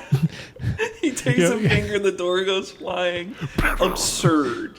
Could you see? I'm thinking about a vampire during COVID.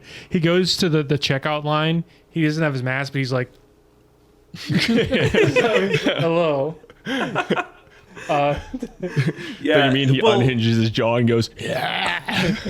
I kind of thought about it like, obviously, they can't have the vampire be able to be infected by the zombie.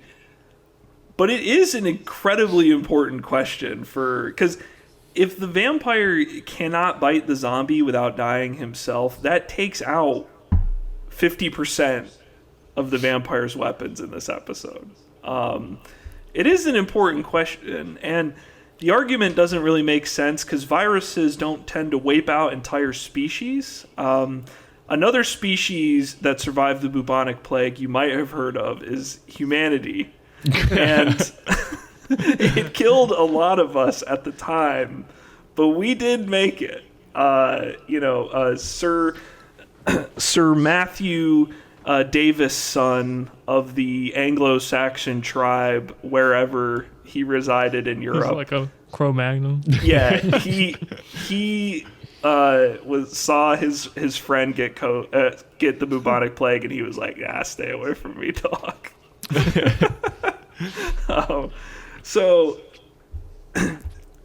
there is potential that the zombie virus would affect a portion of the vampires, and that really gets into what you brought up, Lucas, in that a vampire is in a human body. Like, these vampires are made by being turned from a human body, so it starts to beg the question of like how it's able to do the speed, the strength, and apparently the disease resistance.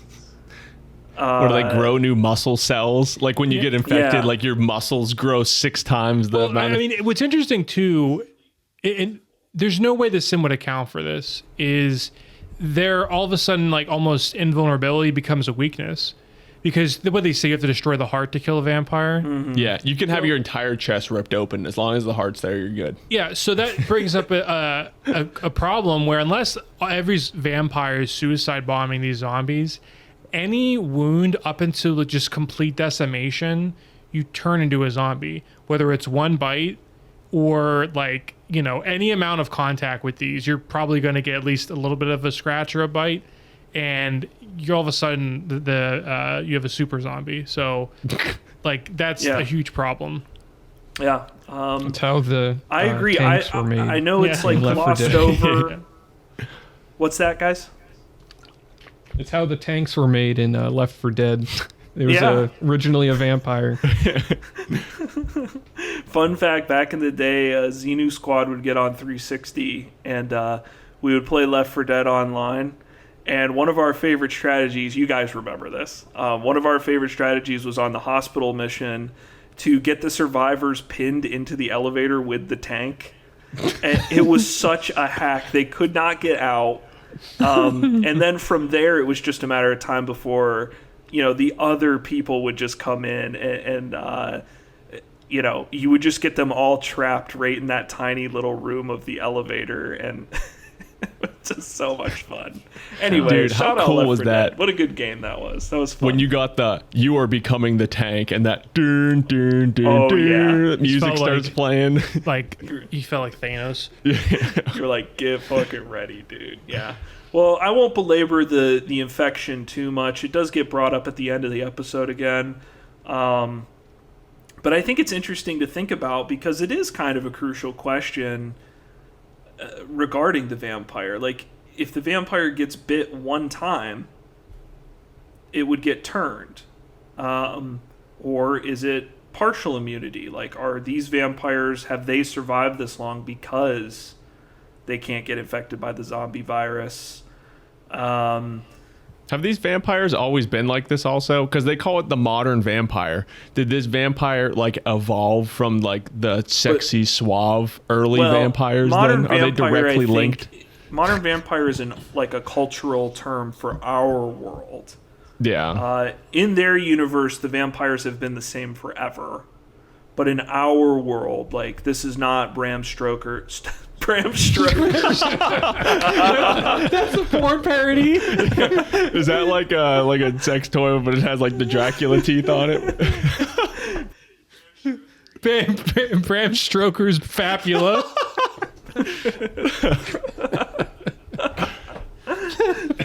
Stroker. Saying like that classic vampire. This is not him. This ain't your grandma's vampire brother. Are you Googling Bram Stoker, Lucas? No, it's kind of warm in here. I was lowering my air from my phone. I might make that my new group me name. Is Bram Stoker's Fapula. It's amazing. So let's get over to Team Zombie. First expert The for boys. Team Wait, do you want me Zombie. to go over zombie history, or are we saving that? Or vampire history? We'll get to it. We'll get to it. Okay. I have it here next. Team Zombie, we've got Max Brooks, who wrote World War Z. Max appears to be the standout host of the episode. He is the son of Mel Brooks, most famous for making comedy films like Blazing Saddles and Spaceballs, among many others. His mother was prolific actress Anne Bancroft. And relative to this episode, he wrote a satirical book called The Zombie Survival Guide and the novel World War Z, as we talked about, which was later made into a movie starring Brad Pitt. I think Max does a pretty good job on the episode and has the most confidence in his stage presence. He also has a very big mouth, like literally. Like, He's got one of them Bram Stoker mouths. the next zombie expert is Matt Moak, Mr. Clean. who is the head of the Zombie Research Society. Matt is the author of 3 books titled That's Not Your Mommy Anymore, A Zombie Tale. I Saw Mommy Jesus. Biting Santa Claus, a zombie Christmas parody. And Everything You Wanted to Know About Zombies. I could see when are you gonna get a job, Matt? Mom, I'm the head of the Zombie Research Society. He wears the jacket the whole episode too, like it's a Boy Scout uniform or something. We have an all hands on deck meeting. We're getting Big Daddy pizza from Fox's. Dude, they get taken seriously. Okay, the CDC released a How to Survive the Zombie Apocalypse article. Written by like an intern. That's straight up, that CDZ zombie, like, that is the same thing as how, like, NORAD tracks Santa Claus every year. Like, has, like, a Santa Claus tracker. It's, like, citing that as, like, the government even takes this seriously, guys. Santa's fucking out there, dude. He's dropping packages. So, as is mentioned in the show, Matt is the founder of the Zombie Research Society. If you want to know more about them, you can easily find their website. On their website's About Us section, it states that they are, quote, an organization dedicated to the historic, cultural, and scientific study of the living dead. Also, listen up to this, guys, because it's the Deadliest Warrior connection. Also, on IMDb, under trivia, it states that Matt Moak is one of the few Americans ever to have joined the French Foreign Legion. And his nickname is Booch.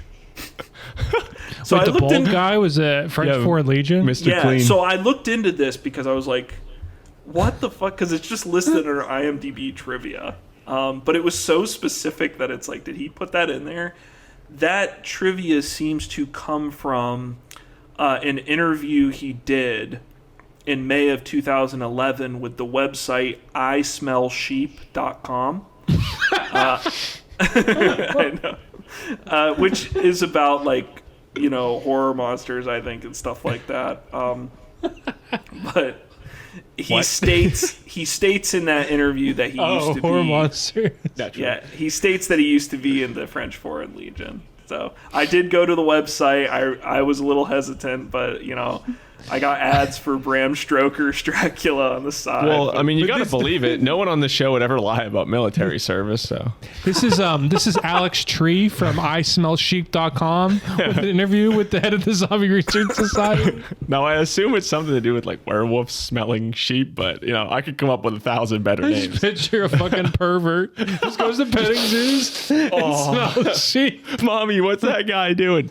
Keep going. Keep going. It's all illegal. So you guys see totally what I show me the mean rule. about this being like the worst episode, but not the worst episode, because already it's like it's so funny and interesting. Like Matt Boak on ISmellSheep.com. This is where the zombie is established as a virus incarnate. It has a never-ending hunger and superhuman strength, as it is not limited by pain.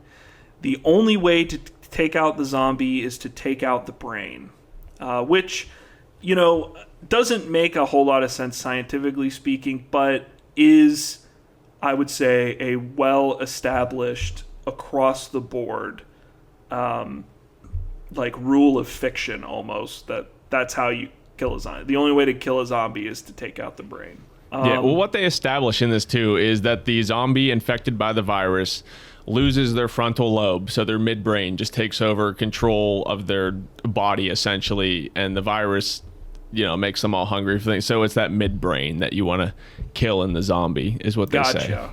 Yeah. And before we get into history, I have to mention we get a hilariously outdated segment about the H1N1 virus.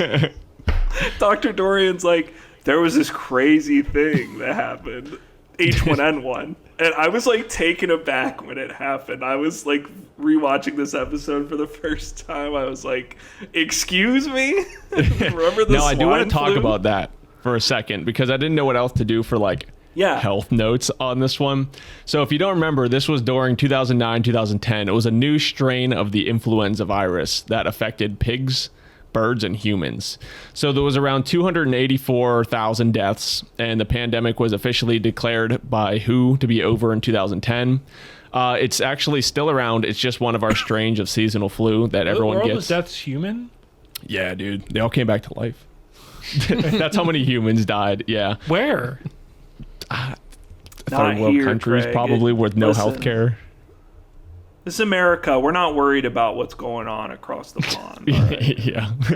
So for comparison, yearly average of people who die from the flu is around 52,000 people. So it was, significantly higher. But our bodies have since adapted to that strain, as we do. So viruses changing species is what happens with this. Here's just a little fun health note, since I didn't know what else to do. Viruses are capable of swapping sections of their genome and combining parts of their machinery that fit different hosts to switch species.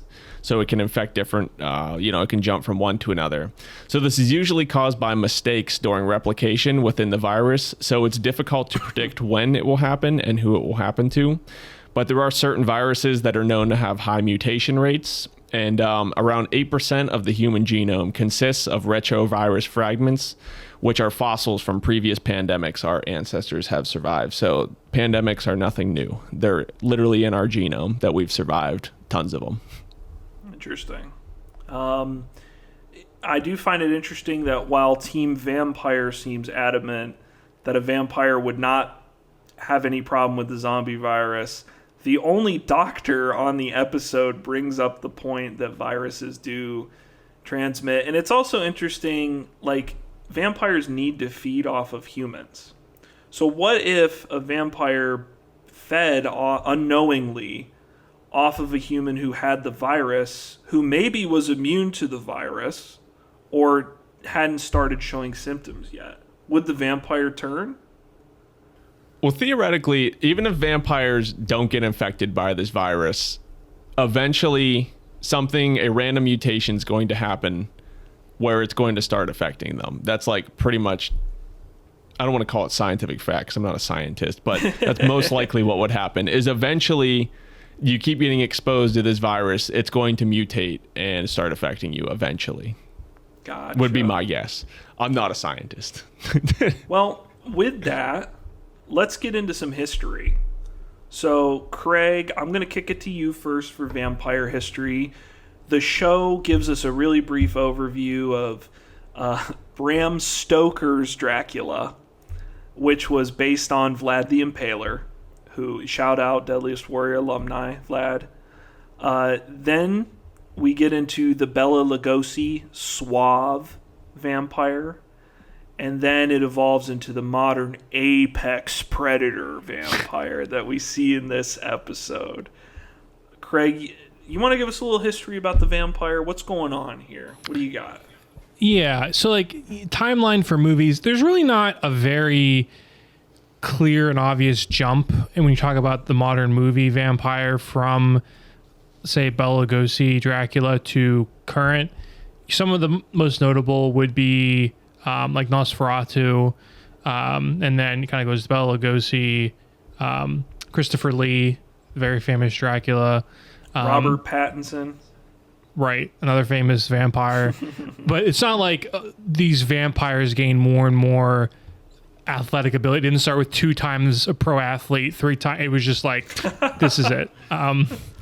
In terms of like the vampire myth, so there's a lot of different cultures with what can be considered a vampire, lots of different creatures, just because thematically in a civilization, the idea of a blood-sucking creature of the night is going to be prevalent in a human civilization. So there's lots of different equivalencies. I found that most dates involved with the creation of like the Western vampire myth came around the 18th century onward. So not too much prior to that. Around this time, Eastern Europe, there was a widespread fear of vampires, which resulted in stakings and witch hunts and people being accused of being vampires.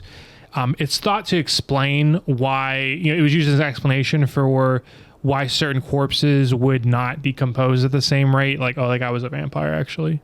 For stuff they couldn't explain. Also, they're linked to bouts of rabies. And what's kind of interesting, I found, is that's supposedly where the rule about how vampires can't see themselves in the mirror came from. Because it's said that a man that is rabid would not be able to look at their own reflection. So that's sort of where that comes from, as like a way to prevent rabies. A common method thought to turn someone into a vampire would be to be bitten by one, or also if you put like a stone Aztec mask on somebody's face, that would also turn them into a vampire. That's been kind of documented a lot of different places. And in some cases, it's used thematically to represent an upper class sucking the life out of common people. And, it's something that repeats in lots of different civilizations. Bram Stoker's Dracula was published in 1897, and that kind of cemented the idea of the vampire. And all current iterations of vampires, at least in film, sort of stem from this book. So it was kind of a seminal work for the vampire. Yeah. Very, very intriguing. And there's a lot of biblical stuff injected into the vampire mythology. Like, I think vampires being able to be killed by sunlight, well, that's not explicitly religious, I think comes from the idea of, the sun being equivalent to, God, stuff like that. And then crosses sort of keeping them at bay, holy water. Garlic. Yeah, garlic. Well, I don't know if garlic relates to it or not. I don't know where the garlic thing came from, but I don't know. It's kind of funny. Maybe they don't like there's some Italian kind of food. Reference, yeah. And it's used thematically a lot. Like there is a old Hammer Dracula film, I forget which one, where the whole idea of it is the main character is an atheist. And one of the theme is like you're supposed to find your faith, because none of the methods to defeat Dracula work for him because he doesn't believe in God. And that's like a theme, as like he has to find his faith and stuff like that. So you're right. Like that's another way that the vampire is used. I got an answer for you. Garlic, specifically the chemical compound acillin inside garlic, is a powerful antibiotic. And some European beliefs around vampires stated they were created by disease of the blood. So a powerful antibiotic would kill a vampire. So that's where the garlic comes from. Interesting. Cool. That was always my understanding too, was like vampirism was supposed to be like kind of a debilitating disease and you need blood to stay alive, and you're kind of like weakened by like being a vampire in a way. Like it's a disadvantage. You can't go outside. You need blood to survive. Like it was kind of a disease in a lot of those classic novels. That's why I always pick the werewolves in the Dawn Guard. Yeah, me too. It was like Yeah. way cooler. It has any Same. weaknesses. Also, to marry Ayla the Huntress. You know what it is.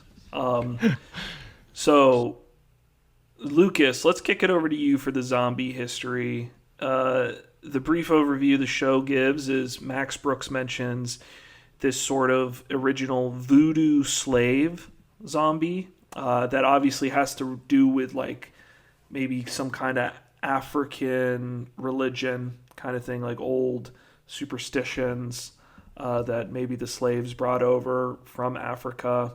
And then we get into the modern day idea of the zombie, which is George Romero's like viral infection kind of zombie.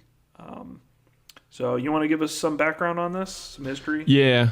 I mean, the zombie itself, I feel like isn't too complicated. I feel like you've covered most of the main points there. Yeah, the idea of the zombie just originated with these ancient voodoo, where it was just kind of like mind control, slavery. They posed no threat to people. It was just kind of tricking someone into becoming your slave, essentially. They were your zombie. And then, yeah, whenever George Romero came around with the Night of the Living Dead, we get like that mindless just chase after humans to eat, caused by usually a global pandemic virus that reanimates, kills the person, and then reanimates their body. They have no personality, no sense of self, and it's just, they say on the show, pure motorized instinct. So the modern zombie, because they use the term modern vampire, that they give on the show is that they're functioning at a very low, the brain level, essentially. They have no heartbeat, so their heart is not a weak point. They want to spread the virus as their only goal. Completely fearless, because they just can't comprehend it.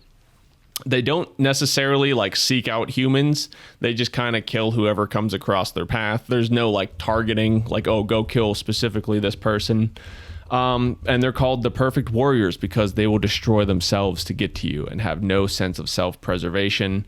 They are able to activate their body, which we'll talk about this during the test too, where you can use 100% of your muscle groups where, you know, a normal human wouldn't be able to.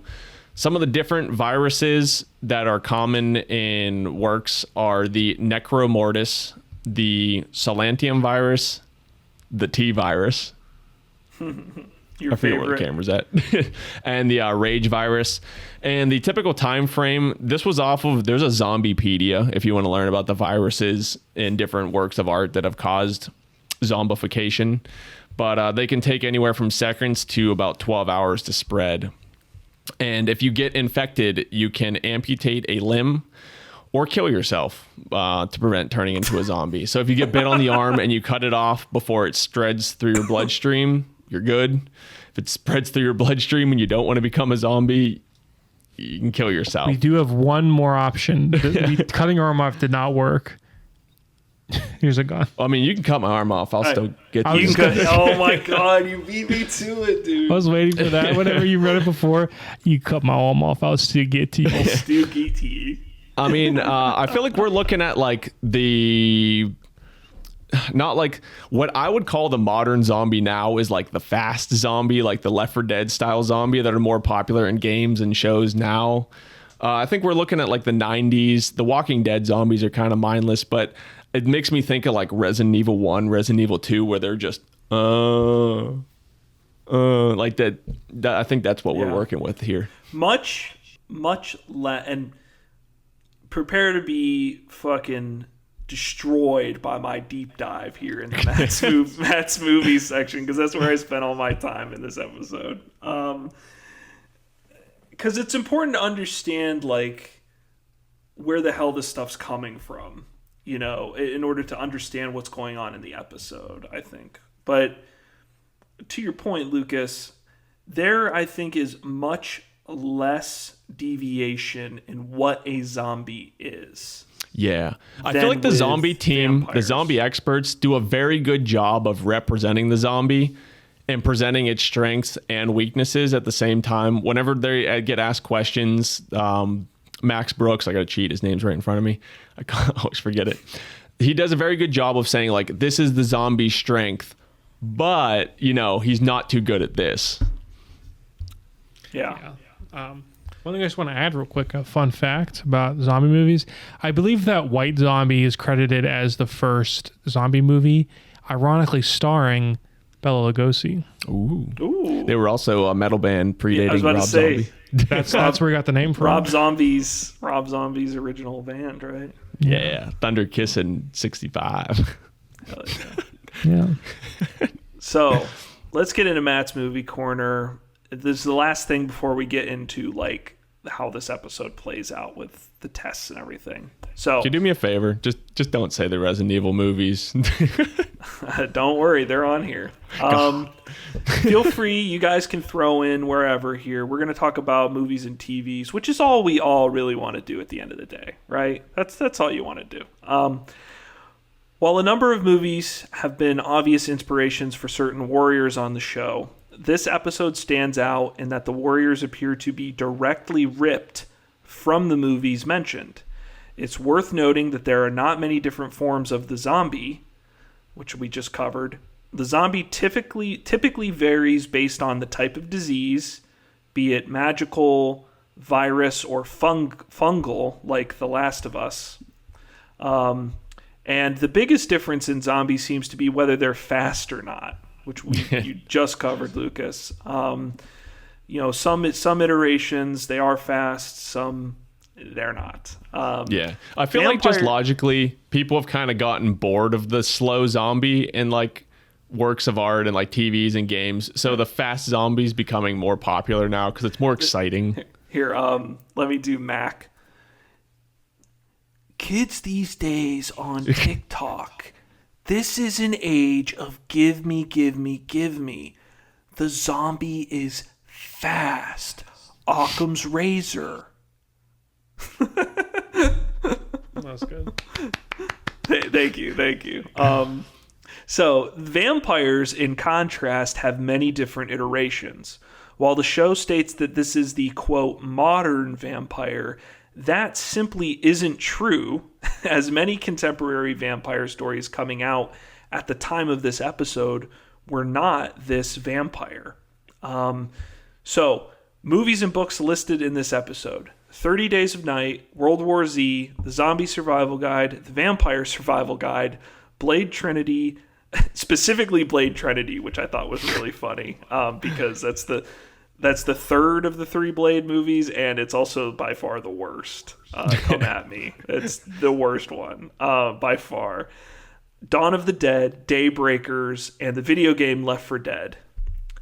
Now, popular at the time, what is or was the modern vampire and zombie? This episode of Deadliest Warrior aired in September of 2011. So, I did a little bit of deep dive. The hit AMC show The Walking Dead aired its first season in October 2010. So a year before this came out, basically. Matt Moak is a regular on the after show The Talking Dead, hosted by Chris Softcandle. 28 Days Later was a cult hit in 2002, followed by its sequel 28 weeks later in 2007. The Resident Evil movie franchise, I didn't just bring it up to torture Lucas. It ran from, it released its third movie in 2007 and its fourth in 2010. So it was relevant around the time that this episode came out. The hit film I Am Legend, starring Will Smith, came out in 2007. Fred, if you're real. Yeah. Funny enough, in the movie they're zombies, while in the book I Am Legend, I believe they're vampires. So kind of interesting. Yo, keep my warrior's name out your fucking mouth. I think this is an extremely important one too. HBO's True Blood ran from 2008 to 2014 and was super popular at the time, I remember. And 2011 probably would have been around like the show's height of popularity. The third Underworld movie came out in 2009. and it had been a popular franchise leading in the early 2000s. Blade Trinity and Dawn of the Dead remake came out in 2004, while the 30 Days of Night movie came out in 2007. So 2007, year of the goddamn vampire and zombie. Holy shit. Of course, this list could not be complete without mentioning the Twilight Saga, which was a bigger hit than any of the aforementioned franchises. Combined. Those are hard facts to swallow, but it's the truth. Bigger than The Walking Dead, bigger than anything I just mentioned. The Twilight movies, which, incredibly relevant, released one film each year from 2008 to 2012. So they were running right through when this episode was coming out. And then in the world of video games, you had Left 4 Dead 1 and 2 released in 2008 and 2009. And you also had the Resident Evil video game franchise releasing games all throughout the early 2000s, including Resident Evil 4 in 2005 and Resident Evil 5 in 2009. Sheva! Hurry! Leave us a Sheva in the comments. So, Okay. here's some of my examination, gentlemen. Throughout all these products, there is absolutely zero crossover between vampires and zombies. In contemporary stories, the main rival of the vampire is the werewolf, and the main rival of the zombie is typically a scientist or a group of survivors. This begs the question, why this matchup? You could read into this matchup and say that it is symbolic of the bourgeoisie and the proletariat, which is just my Wikipedia version way of saying the working class versus the ruling class, right? If you think about it, the logic being that this is how those groups view one another, right? Like, to the rich and powerful, the rest of us are the zombies, the stinking horde coming from the valley below to rob you of your riches and steal you away. And to the working class, the rich ruling class are the vampires. That's what inspired them, right? They are going to drain you of your blood and live forever, and they live in a dark castle somewhere, and they've traded their soul to the devil. So what I'm saying is there is a bit of a Marxist reading into this episode. However, before you roll your eyes at me, I think the actual explanation for why it's these two monsters is because they were just so popular at the time in our media. Vampires and zombies are very popular, so they just picked two very popular warriors. However, I do want to mention that I don't think it's a coincidence that all of these vampire and zombie things come out during the early 2000s, especially, what was that year I mentioned? 2007. What happened in 2007? The financial crash, where there was a massive increase in wealth inequality.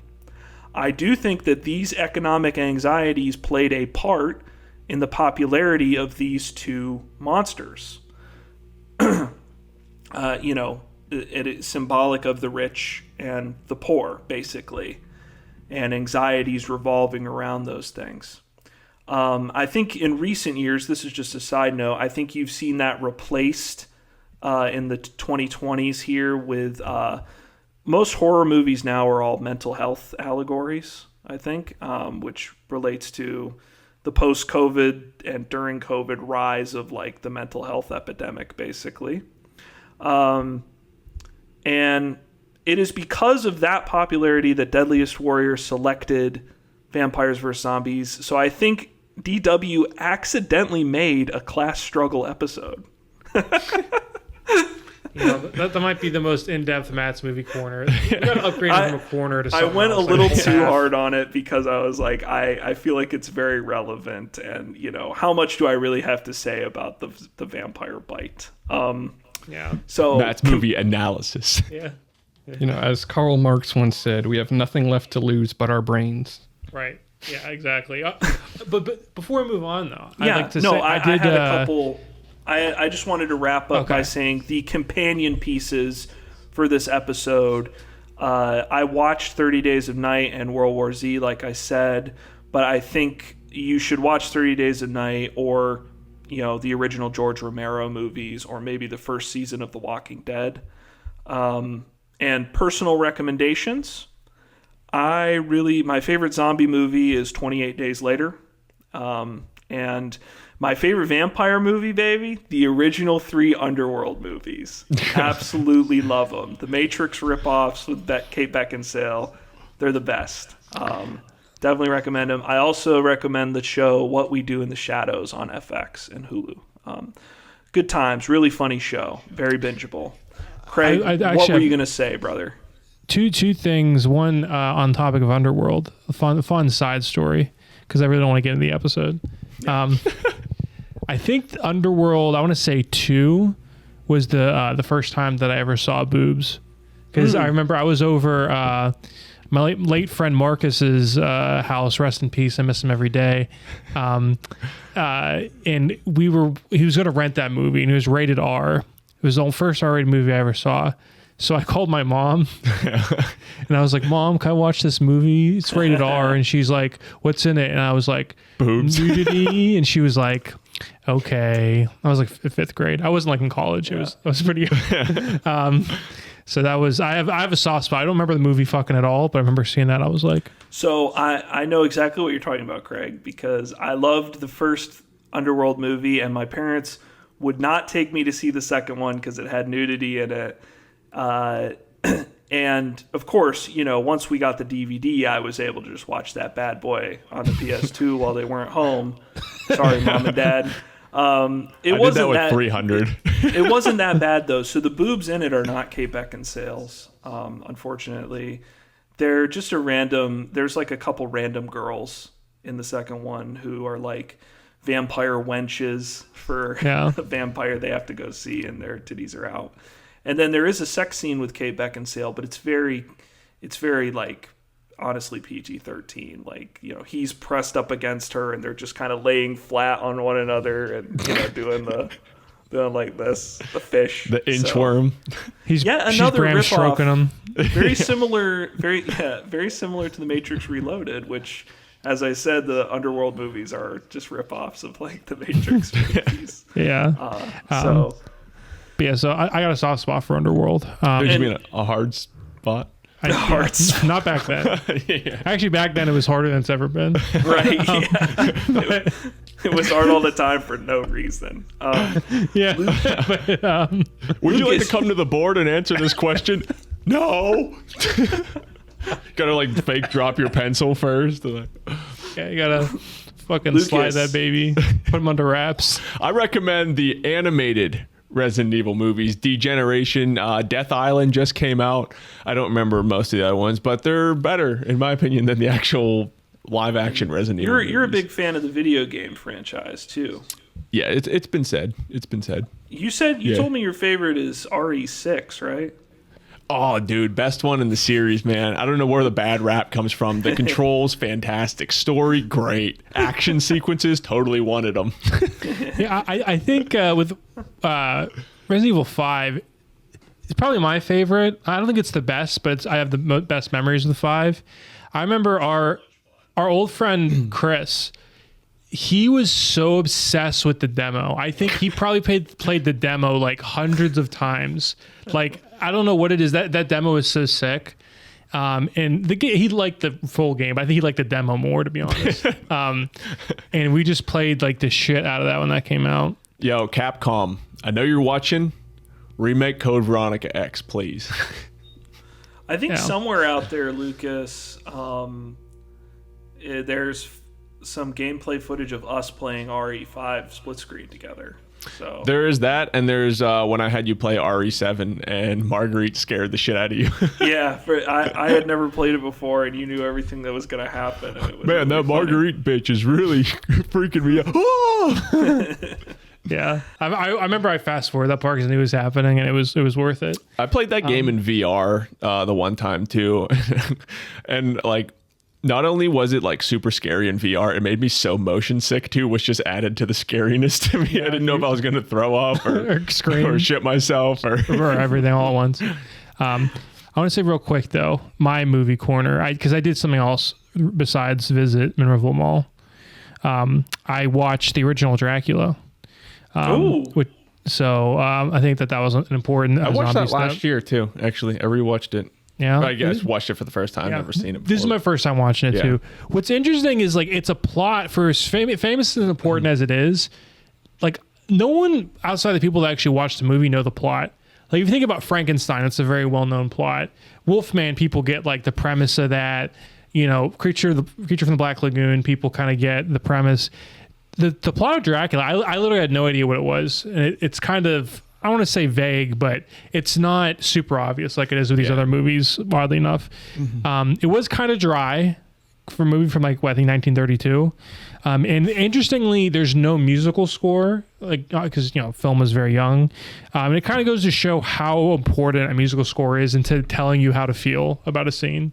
Because there's a lot of scenes in that you'll watch and you'll realize like, I'm not sure like how I'm supposed to feel or the tone of this or what this person's saying. So, it's interesting to watch that. And, it just goes to show how far movies have come, which is interesting. Yeah. And there's also very little camera movement. Like everything is filmed at like a flat angle. It's like a stage play basically where you're watching and they're moving. Like you get one view. I mean, sometimes the camera will move back and forth, but generally you get one view and they're moving in and out. The camera's not really following them. So, in that aspect, it's fun to watch because, again, you notice these little things that modern movies have that you don't think about but really add to the whole experience.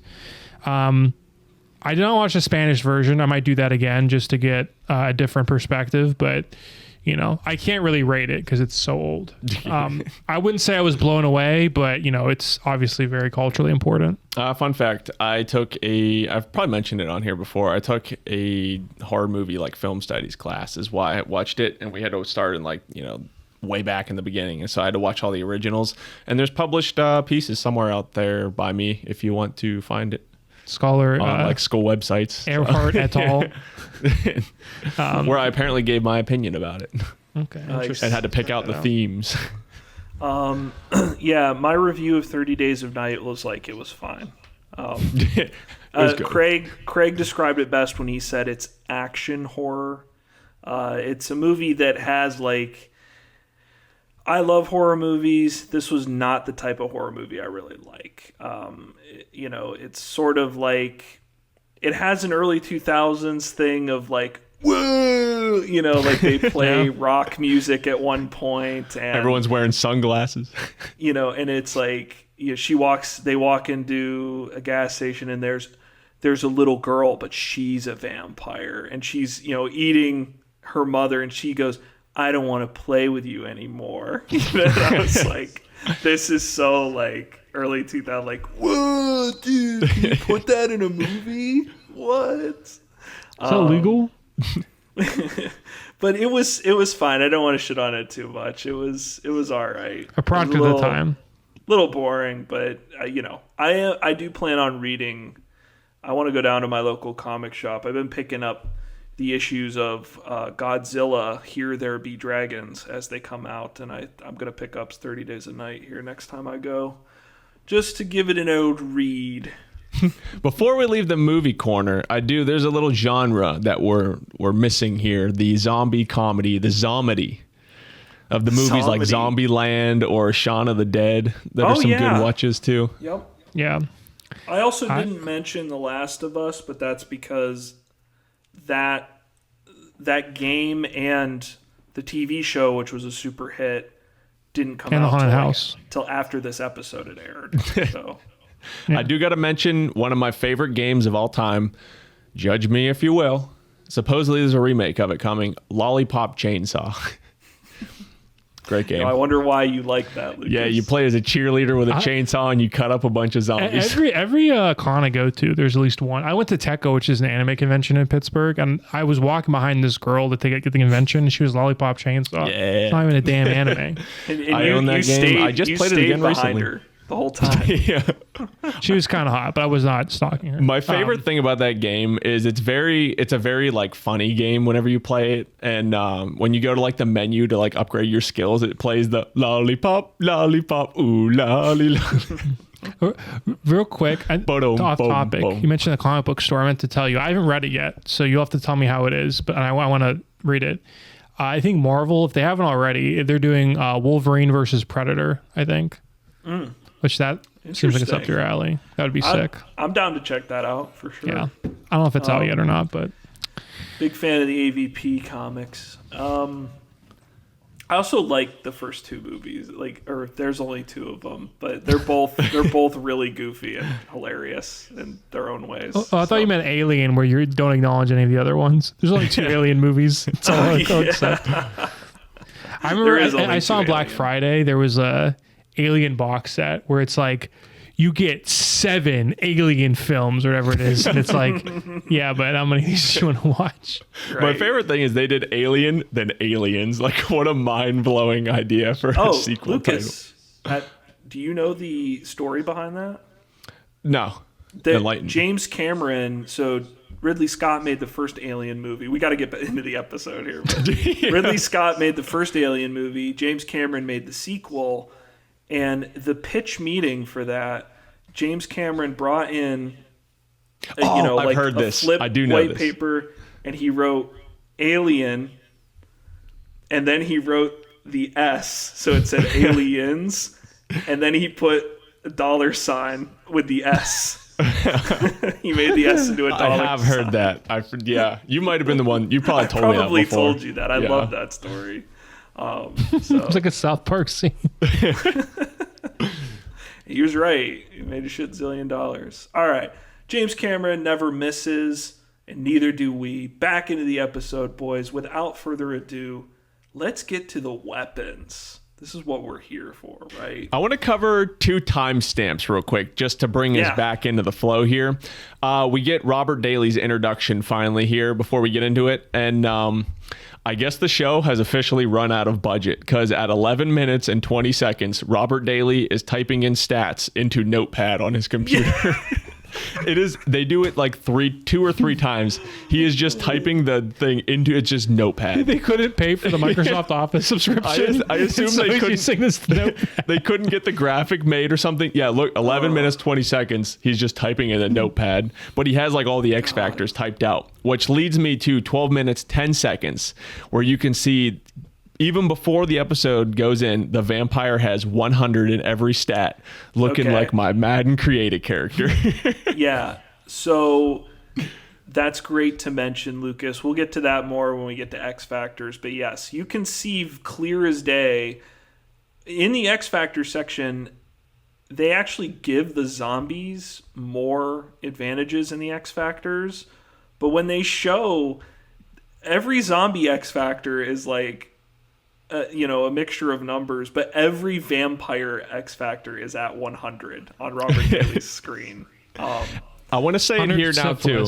This is whenever you can see it the best, so I'll just mention it now. At the bottom, whenever they flash to that, the vampire is listed their speed as 100 feet per second, and the zombie is listed as 2 feet per second. That is nuts.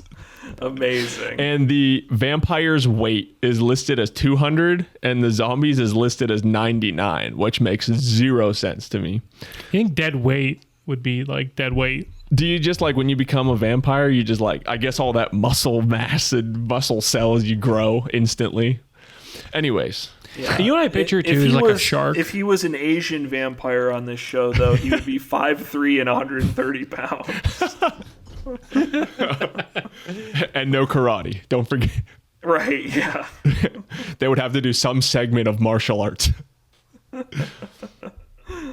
All right, guys. So the first thing they decide to establish in this episode is the appropriate ratio of zombies to vampires.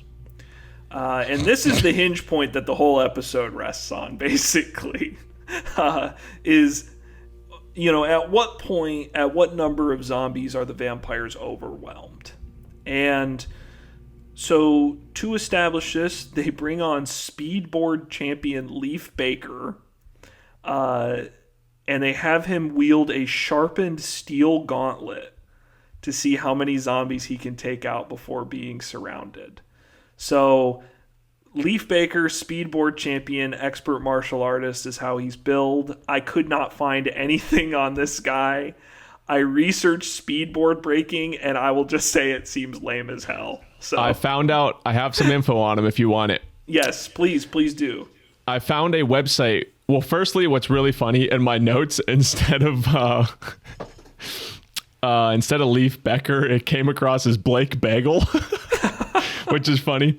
But you can hire him. 64 name. Blake Bagel. Bagel. You can hire him for $7,500 to $10,000 for a personal fee to come and speak. He broke 487 boards in 1 minute with one hand, and he has a black belt in Tang Shu Do. So that's what I found on him. Whatever. I don't even mean to be a disrespectful punk, but isn't breaking boards with karate a foot, the scam as old as time? Probably. Fucking bullshit. They're not getting pine wood. I watched a Joe Rogan podcast about it. Okay. And it's this was many years ago, Joe Rogan, where he talked about UFC, and he said that shit's all bullshit. So, as we know, Joe wouldn't lie about that stuff. So, Leif, they do the test. Basically, he's wielding this gauntlet. They have mannequins surrounding him. Leif destroyed 9 out of 12 mannequins, okay? Before the mannequins, the remaining 3 get into, the circle that is supposed to be the kill zone for Leif. So they multiply by 6 because, of that concrete objective number we're given at the beginning, where we're told that vampires are 6 times the strength and speed of an elite athlete. Don't forget that, guys. We talked a lot about movies and class struggle and disease, so I don't want you to forget that this is the most important stat of the episode, and we're given absolutely no basis for why that is. 6 times the strength and speed. So they multiply by 6, which is 54 out of 72 zombies. And in the average, they take the average between 54 and 72 to get a ratio of 63 to 1. So is this a fair way to decide, guys? I'm going to kick it over to Craig first. What do you think about this ratio and the averaging of the ratios, Craig? I mean, it certainly makes the matchup interesting. I get why they do it. The board test is kind of goofy, but this whole episode's kind of goofy. I mean, what other much more exact could you get for this type of thing? At least they can pretend like it's scientific to say we gave this random karate guy this thing. I mean, it's fine. I don't know what I would have expected. It's as good as it gets. Yeah, Lucas, what do you think? It's good as it gets? Sure. For what we're presented. Sure. At least they took the average, I guess. I don't know. As soon as you hear 6 times an elite athlete, is there anyone who was watching the episode was like, okay, just roll the credits then? Right. Yeah. We're just making shit up here. Yeah. Sure. Yeah, I'm glad they at least average. I don't know. My instinct of Deadliest Warrior would have just been so we'll just do a ratio of 100 to 1. But they tried to do something to explain it. So, sure. Well, we get a quick history segment about Vlad the Impaler and Night of the Living Dead. Then we move into our first, quote, weapons matchup here. I don't know if you would constitute this as close range or special, but it's the zombie bite versus the vampire bite. So the zombie bite is listed, they throw it up on screen, and the stats given are nonstop biting, full force of jawbone, devour flesh and bone, spread virus. Nice. And in order to test the zombie bite, they decide. So basically, they're talking about how a zombie bite is going to be more powerful than a human bite because the zombie is not limited by the pain that a human would experience when biting too hard. Zombie, there's pain for self-preservation reasons, basically, but a zombie doesn't have that.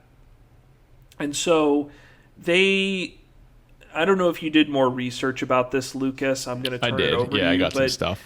They decide that a good comp is a Rottweiler. And so they bring out dog trainer OJ and Rottweiler Joey. Hell yeah. Shout out Joey. Joey chomps down on a load cell to determine the bite strength of the zombie, and he supposedly records a 255-pound bite.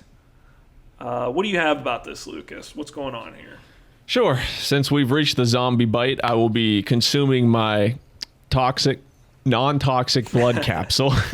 Hey, shout out to Scarehouse in Pittsburgh, where those blood capsules came from. So. Oh, it tastes like shit. Oh. Probably fucking expired. Probably. There's like nothing in it. What's the expiration date on those? Okay. So, oh my god, this tastes like asshole. Why did you think is that an was a good expiration. idea to eat those? Is it red? Or do I just look like an asshole? It looks like you just bit your tongue. There's not that much blood. Well, Here, have another one. You no, have god. Oh, wait, bro, I can smell your blood. Dude, It looks like you had a creamsicle. Why is there no blood in there? I don't know, but it tastes like shit. Okay. So, oh god, my mouth is like filling with spit now. Something that is interesting. I put this in here as a fact. A normal human bite has a 25% chance of causing infection, but dog bites only have a 10% chance. oh, cool. Oh, this is so gross. The strongest human bite ever recorded was 975 pounds in 1949. Jesus. So, and we're going to switch to PSI now because that's what the real data I could find. The average human bites at around 162 PSI. Our last one. Oh, God. So, You got this, buddy. average human 162. The Kangal Shepherd dog is the strongest dog bite force. It is at 743 PSI. Wow. So, Joey gets 255. Average human is 162. Is a dog a good comparison? Probably not, but this is all made up anyway. Do you want me to talk about the pneumatic bite test? Yeah, go into it. So, 5 liters of blood, and they're gonna bite through the neck to see how long it takes to bleed out. Oh my god, I wish I had a drink. Yeah, so to save you, Lucas, while you spit the blood out of your mouth real quick. So basically, they're saying, like, even though it's established vampires are not killed unless you remove the head or the heart, they do say vampires are weakened by blood loss. So that makes, I mean, can't they be killed by blood loss too? But moving on. For the test, they use a pneumatic actuator with a set of human teeth, like fake human teeth, to determine how quickly it can bleed out the vampire with its teeth. So how quickly can a zombie just biting into a vampire like he's an apple, how quickly is he going to spring enough blood loss to take out the vampire? You can see that. Are you ready, Lucas? Or? Yeah. Okay. I was sorry. I was not I didn't pay attention to everything you said. What are talking your about notes? Yeah, you were talking about the test. Okay. So they definitely use some jump cuts because the time is 2 minutes and 22 seconds. Can you see this on the camera? Now, logically, shouldn't they divide that 2 minutes and 22 seconds by 63 zombies? Because that's how many will be attacking at once. But don't forget, vampires have societal connections. Yeah, my notes. not a bad point. I didn't even think about that. You know, he does. Max does mention a whole bunch. That Max Brooks, that is, does mention a whole bunch throughout this episode about, like, you know, how zombies are in a horde, and he's always like, and that's just one zombie, you know.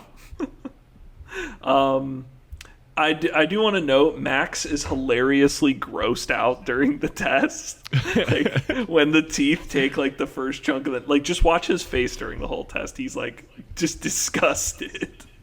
Disgusted with what he's doing. It's, like, the only time he breaks character on set. So, let's kick it over to Craig. So, we have the Rottweiler for the zombie. Introducing the vampire bite. The stats listed are razor sharp, serrated, 40 to 60 teeth, which is more teeth than are in the human mouth. I believe we have 32, right? In the human mouth. I know that because of the Chip Skylark song "Shiny Teeth in Me." Why should I talk to you when I've got 32? Woo. Shiny teeth and me. Shiny teeth, shiny teeth. Don't copyright strike us. We don't make any money off this anyways. So, also listed for the vampires, after it lists 40 to 60 teeth, we get disarticulated jawbone and superhuman bite force. So... Pennywise from the new It. One of my favorite moments in the episode, Steve Niles comes on and he claims the two-teeth vampire is, quote, a little hard to believe, and that the modern vampire has a whole row of teeth. Yeah, dude, your 60s serrated, like, million-pound bite force vampires way easier to believe. He's like, it's a little hard to believe they'd be able to make an accurate bite and get the blood they need. Well, in 60 Days of Nine, there's a character that gets turned into a vampire. It's a lot more likely that someone would grow the two pointed teeth, like their teeth just grow like kids would, than they grow an entire additional sets of teeth from the roof of their mouth. Like that makes way more sense. And I think the entire concept behind vampire fangs is that they are modeled off of, like, fangs from a spider or a snake. And that when you get bit by a vampire, you can turn into a vampire because it's injecting you with venom, right? Like that comes out of two fangs, basically. You know, and in some properties, the vampires always have those teeth, but in a lot of them, they, like, retract so that a vampire can blend in, because seduction is a huge part of what a vampire is. That's why you have shows like popular iterations of the vampire, and, you know, it may not placate to the Spike TV crowd of 14-year-old boys, which I was at the time. It may not placate to them as much to have, like, the concept of the vampire being hot and suave and sexy, like in True Blood or Twilight or something. But that's all part of, like, the hunting. Like, they lure people in, and then the fangs come out at the last minute and they bite. This vampire, they're going back to that apex predator, take a shot, mentality. And they're calling on, like, a great white shark or an alligator, and, like, how a predator like that has, like, rows of razor sharp teeth. And in order to demonstrate, they bring on Joe and his alligator Ripper. I'd love to Shout think out Ripper. they just got him off the street. Like, he was walking his alligator. And he's found like, him at the we'll dog give you $100 if you come have him bite this leg. So just a reminder that Joey the Rottweiler recorded a bite of 255 pounds. Ripper, the alligator, bites a load cell and registers 1,723 pounds. And I was just kind of confused. So, okay. It is a trope of, like, modern vampires that they are typically faster and stronger than a regular human. But I don't know. The biting thing is very particular to the 30 Days of Night Vampire. Like the idea, I don't remember that from any other property where they have 2 rows of sharp fangs and they can like rip your fucking neck out with a single bite, like a mountain lion or something. Don't forget they can like unhook their jaw to like bite wider also. Yeah, they bring up the disarticulated jaw so that they, their head can like, their mouth can like swallow you whole or some shit like that.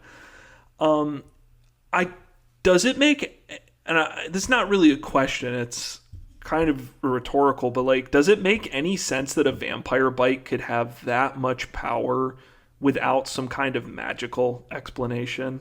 Like, no, that's what I was saying too. Like, even in 30 Days of Night, if these are human bodies that are being turned into these monsters, do they just develop like new muscles in their jaw? And it just doesn't make sense. 1,700 pounds is so overkill. Like, it doesn't, like, you like shatter your own jaw clenching that hard. Yeah. And they're honestly more like shark people, like with their like black eyes and like their rows of teeth and like how they bite down. Like they remind me more of shark people than vampires. Yeah, it's like zombies versus Shark Boy. Yeah. Shark Boy versus Lava Girl. Season 4 of Deadliest Warrior. Craig, I guess I'll just finish up by saying Jeff adjusts the pressure on the pneumatic actuator to Ripper's bite strength. And they change the teeth from human teeth to sharp vampire teeth. And they test to see how quickly they can get to the zombie's brain with the bite. And it takes Steve 5 seconds. I think he does 1 bite. It's 2. He does 2 2 bites. Yeah. And he gets to the brain. What are your thoughts on this, guys? Craig, any opinion on the vampire bite here? I just want to say, if they actually crank that pneumatic thing up to 1,700 pounds, those fake teeth they put in there, that thing would probably shatter. There's no way they're running that at like 1,700 pounds of pressure. Probably for not. They safety typically issues. underpower stuff on Deadliest Warrior. Like the black powder weapons and the bows and things like that. Yeah. Plus with the gel torso, if I took my bare hand and like didn't file my nails, I could probably get to the brain in 2 seconds. I mean, it's a gel torso. Mm-hmm. Yeah. So, but what do you guys think about this concept, really? Like, the idea... I'm curious to see what your thoughts are, Craig. What's your thoughts on the idea that, like, an alligator... the vampire having an alligator bite? Like... I don't know. I mean, really, like, the alligator is just for, like, the bumper for the show. Because if you see that... I mean, I'll admit, the alligator got me hooked.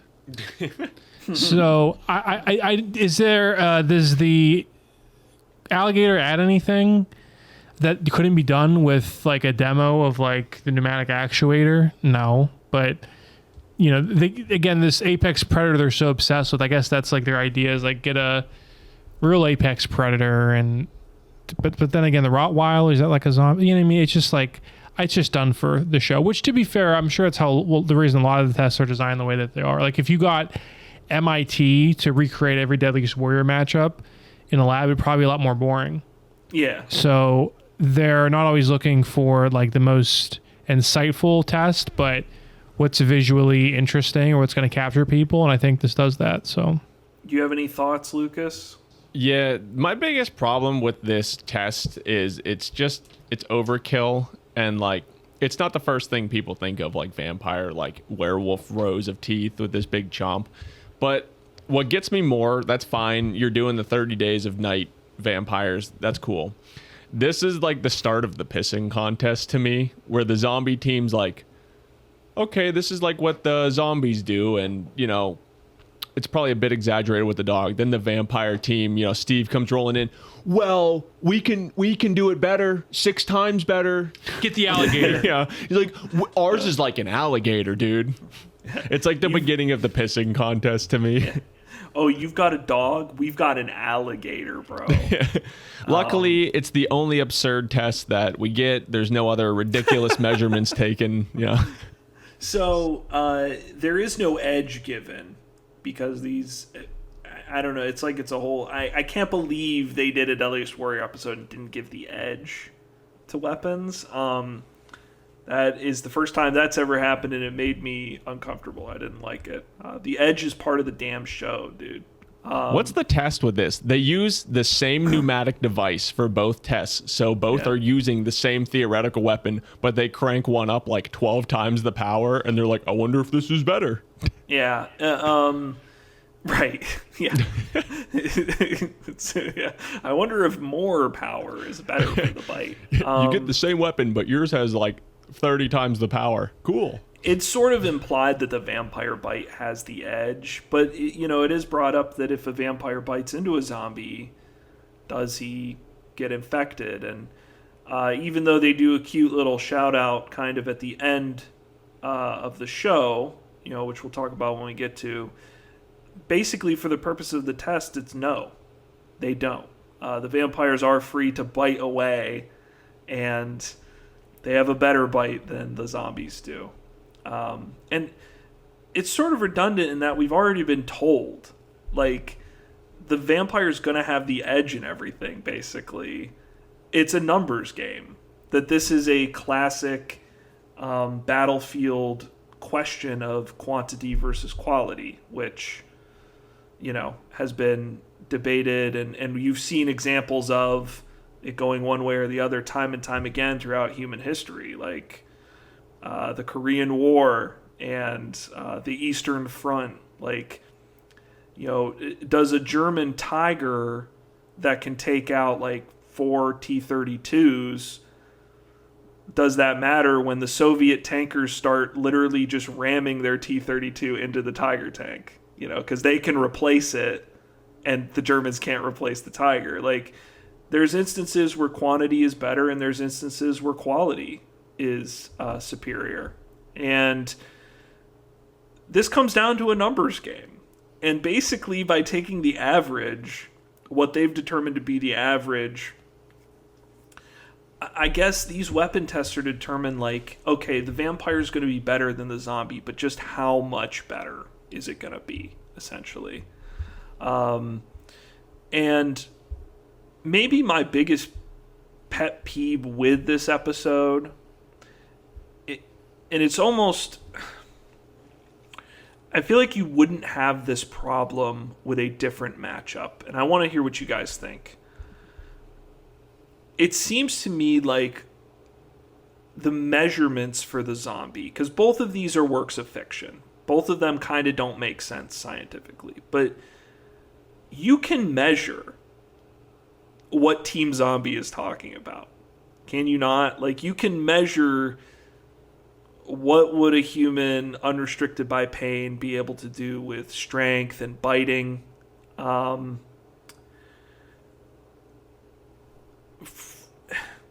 just feel like because you can measure what a human being can do. The vampire, it's this 6 times figure that everything is based on. And it's like, where is that coming from? Because how is a vampire even able to generate that much bite strength? Like, I'm not just harping on this. I'm trying to give it an honest, like, case here. Like, an alligator's entire fucking head is its mouth. That's how it can bite down like that much force. A human being. You told us, Lucas, the strongest human bite in recorded history did not break 1,000 pounds. So, like, how is a vampire doing this shit at 1,700 pounds without a magical explanation? Which I guess gets into the problem of, to put it in one sentence, you can measure the zombie.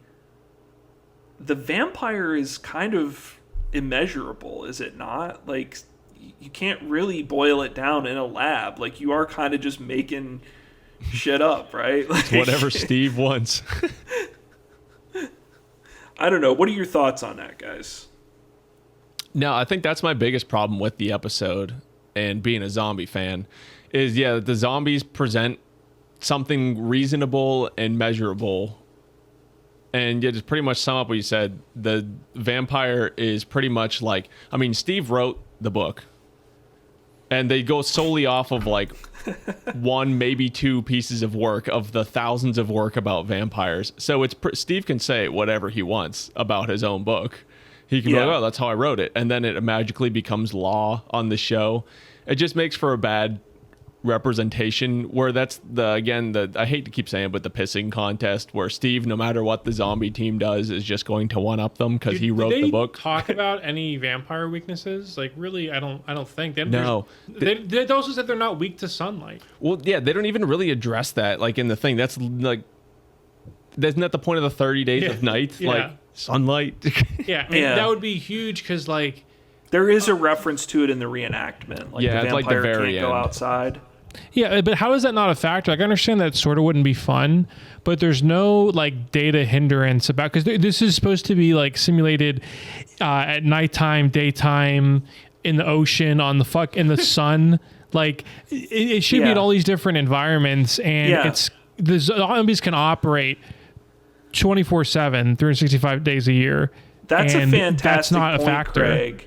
If this is being run through the same sim that the rest of these battles have been, you always see on Robert Daly's screen, like, the different weather patterns that they're supposedly fighting in. They're fighting in the snow, and that's all bullshit. But if that's supposed to be what's happening here, wouldn't the vampire automatically lose, like, Half. any battle that's just not at nighttime, like, or inside? Yeah, or even obviously, like, you don't want instant death because there's no point in that. Yeah. But let's just say the vampires are smart; they're going to fight indoors, but that's a combat hindrance because you have to stay away from windows and like factor that in somehow. Where like maybe they don't go outside bar when they're outside. Yeah, or something, because that's really not fair to the zombies. Again, it's not fun if they just instant die. I get that, but to not factor it at all is really not fair to the zombies. Here's another question, and because in this bite test, for the zombie bite test, they talk about the vampire bleeding out and weakening. Does the vampire's stats go down anytime it receives damage? Like, is it bleeding out? Because do these vampires have regenerative capabilities? Like, if a zombie, let's say like 5 zombies grab the vampire's arm and rip it off, right? Rip it right out the socket. Is the vampire able to regrow its arm? Or is it spurting out blood? Because how I've sort of always seen vampires is that it all depends on feeding, right? Like, if they get injured, they need to feed, basically, and that will recuperate their strength. And a vampire who, like, is healthy and feeds is then going to be at, like, a superhuman level, essentially, for a temporary amount of time. It's... The example I thought of when I was watching this episode earlier was actually from the Fast and Furious movies, where they're driving the car. What's going in the engine? Gas. Gas is exploding and propelling the car forward. They hit the NOS button, and the car goes faster than it does when it's got the gas. That's sort of what the vampire's doing. It's not running on NOS forever, but for a temporary time, it is boosted. Now, in this scenario, the zombie apocalypse, when is the last time the vampire has fed? And if the vampire gets injured, is there any humans around for it to feed on, to regenerate? Because it seems that there's, like, any wound inflicted to the vampire, if there's no humans in a certain vicinity for it to heal itself by feeding, like, it's gonna die, isn't it? Like, it's gonna bleed out eventually. And I'm not trying to be pedantic with all these points. I'm not. Like, can it bleed out? You know, is it susceptible to the zombie virus? How far into the zombie apocalypse are we? Like, are these vampires freshly fed, or have they been living on a farm for the last 100 days, right, by themselves? These questions to me are far more interesting than how hard can a vampire bite? You know what I mean? Like, we can establish right from the get-go that the vampire can instantly kill a zombie, right? And the zombie's going to rely on horde damage. Well, if that's the case, where are they? What context is happening here? Where are they fighting? And how many bites? Not how many bites is it going to take for a single zombie to bleed out a vampire, but how many bites? Like, if you get bit here, you're going to bleed out a lot faster than if you get bit, like, on your nipple, you know? Interesting that I went to the nipple, huh? Maybe a Freudian slip there. What do you guys think? I mean, am I being an asshole here and just thinking about this shit too much? I just think that stuff's more interesting and more relevant than, you know, when we get a claw test and a bite test. I mean, I listen. I agree, but we're also running up into the Deadliest Warrior problem, where whenever you're doing a bumper for this episode to play in between Mansers and Bar Rescue, 1,000 Ways to Die. Yeah, are you going to be showing diatribe about if a zombie can affect the vampire? Are you going to be showing a fucking alligator snapping and a Rottweiler attacking something? I mean, like, that's ultimately where their mind is, and I get it. Yeah. And it's also, whenever we do remake the show, something we'll have to consider, like, what direction we want to go. But if we go with the, you know, smart decision, we're gonna have, like, you know, who's gonna watch that? So, you know, it's something to always keep in mind. That's a fantastic point, Craig. And this episode is not unique in that, like, Deadliest Warrior struggles every episode between how do we keep this entertaining for the crowd that is just coming for the blood and guts versus how do we pander to a more, like, history buff, you know, weapons nerd kind of crowd. People who are coming here to see a katana versus a Viking longsword versus people who are coming here to see a ballistic gel get cut in half by a longsword, you know, exclusively. And that's not to say that both of those things don't have appeal. Like, certain history buff kind of stuff is going to have an appeal to a general audience, I think. And, you know, the cutting the pig in half is fun. It's funny, okay? And Deadliest Warrior really is, like, what if you just give a bunch of guys, like, money? You know, like, what do? They do things like Jackass, and they do things like Deadliest Warrior, where it's like, let's buy a katana and fucking cut up a pig with it, like a dead pig with it. Then they run out of money and have to use Notepad to create their programs. Yeah. So I think you're right, Craig. I think you hit it on the head there. It's the tough balance you have to find with this show specifically, and with a lot of TV shows, where it's like, how do I keep this entertaining for the general audience goer, and also how do I, like, the people who are more into this, who are bigger buffs on a subject, like, how do I pique their interest as well? I guess the only thing I would say is that some of those questions, I feel like you could present them in a creative way, and I think some of them are a little more interesting. Like, this episode, I don't know if it flopped. I don't know what the ratings were for this, but, like, the show, this is the last episode of the show. Like, it's dead after this. So, obviously not that many people were that into the alligator biting the load cell. Like, it wasn't that exciting. So, I almost think you could have made it a little better of an episode, more entertaining of an episode, by going into some of this other stuff, these nerdier questions maybe, but That's where I found my mind going during this, rather than like, how many zombies does it take to get to the Tootsie Roll center of the vampire, right? All right, we can move on. Do you guys have anything more to say about the bites? Not really. There needed to be. Yeah.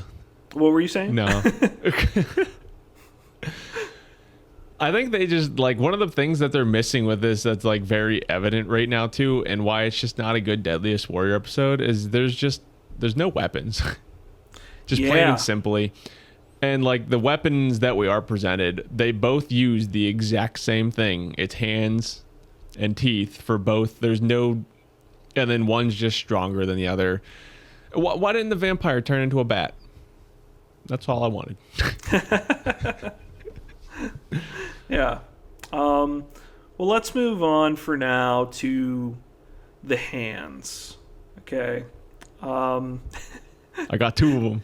The hand test. So we have the zombie hands versus the vampire claws. So the zombie hands are listed. They're listed unrelenting grip. Where do I? Bram Stoker. Bram Stoker's unrelenting grip. Unrelenting grip. 3 times human strength. Break bones and rip out organs. Yeah, Lucas, your mom got the unrelenting grip. Immune to pain. And basically, to test this, they use 3 world-class strongmen, as they call it, aka just buff guys that were around the crew. I did not double check it, so they might be telling the truth, but they blindfold them to mimic the zombies' mindlessness, the strong men, that is, and they let them tear at a ballistic gel. The strong men are able to rip out the vampire's heart in 58 seconds. I think blindfolding them was a very smart choice, because I think if they weren't, because that represents abstractly like the zombies' like vague unintelligence, and if you just had a fucking group of 5 guys sitting around, like that'd be so boring. Yeah. With the blindfold, at least they're like behaving like zombies. Like, Yeah. I mean, zombies kind of act blind, and that like is a good way to mimic that. So I thought it was smart to blindfold them. Yeah. In my opinion, this is the most fun and best test of this entire episode, just because it has a fun factor to it. And I think something that they're really missing from this too is letting people's personalities come out as like acting out as zombies and vampires. All the tests involve like animals or ridiculous things. Let some people like pretend to be zombies. We don't get any of the like 3, 2, 1, and then some guy like doing some kind of over the top shit. But I mean, you get a little bit of a taste for that. I've come to suck your blood. The one guy grabs a blood bag during this and he like squeezes it and it blows up all over all of them. They're all covered in blood. Like it's a fun test. And 58 seconds. Cool. I love how the vampire can still operate completely ripped open as long as the heart is there. Yeah. Well, and when they rip out that heart, Lucas, everyone cheers. Yeah. Like the whole team is like, yeah, they got it. They brought the human element into this test, and it's, in my opinion, the most fun and best test. So some call the zombie grip a weapon system with no off switch. So if you look up, could humans use more of their strength? You get a bunch of people arguing on Quora and Reddit, which was kind of funny. I read some of them, and it was just it was what this episode would turn into if you let it. Like Rock Lee, he did that.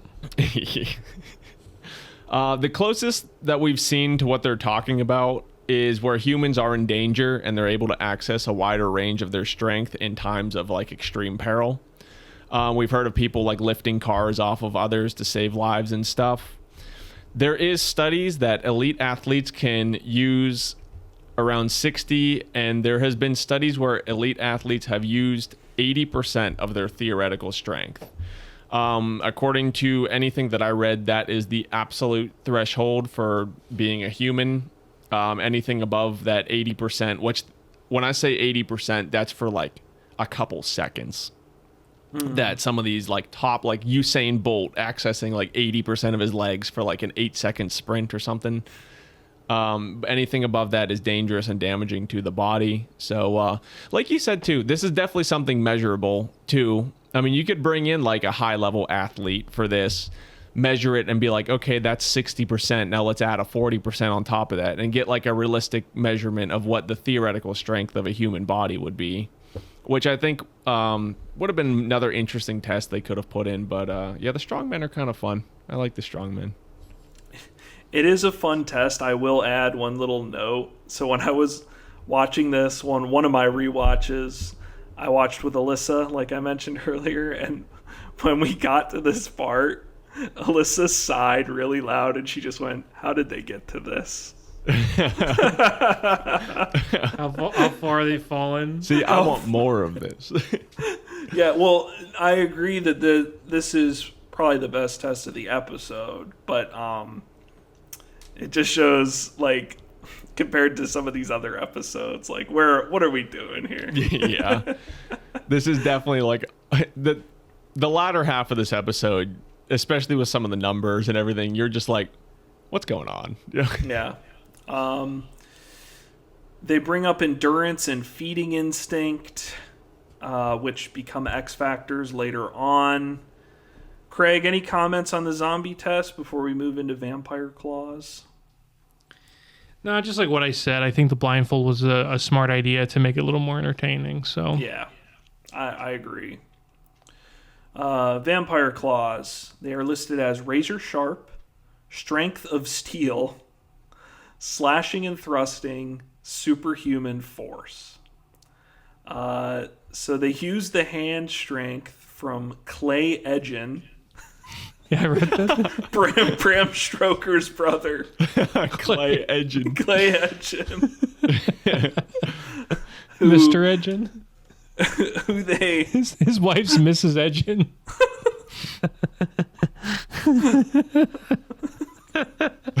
Take a minute here.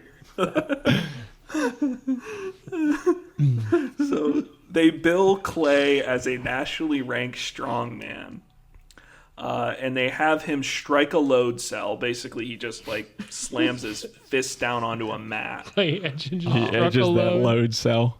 And he clocks in 1,470 pounds, which they multiply by 6. Most heavyweight boxers don't even hit that hard.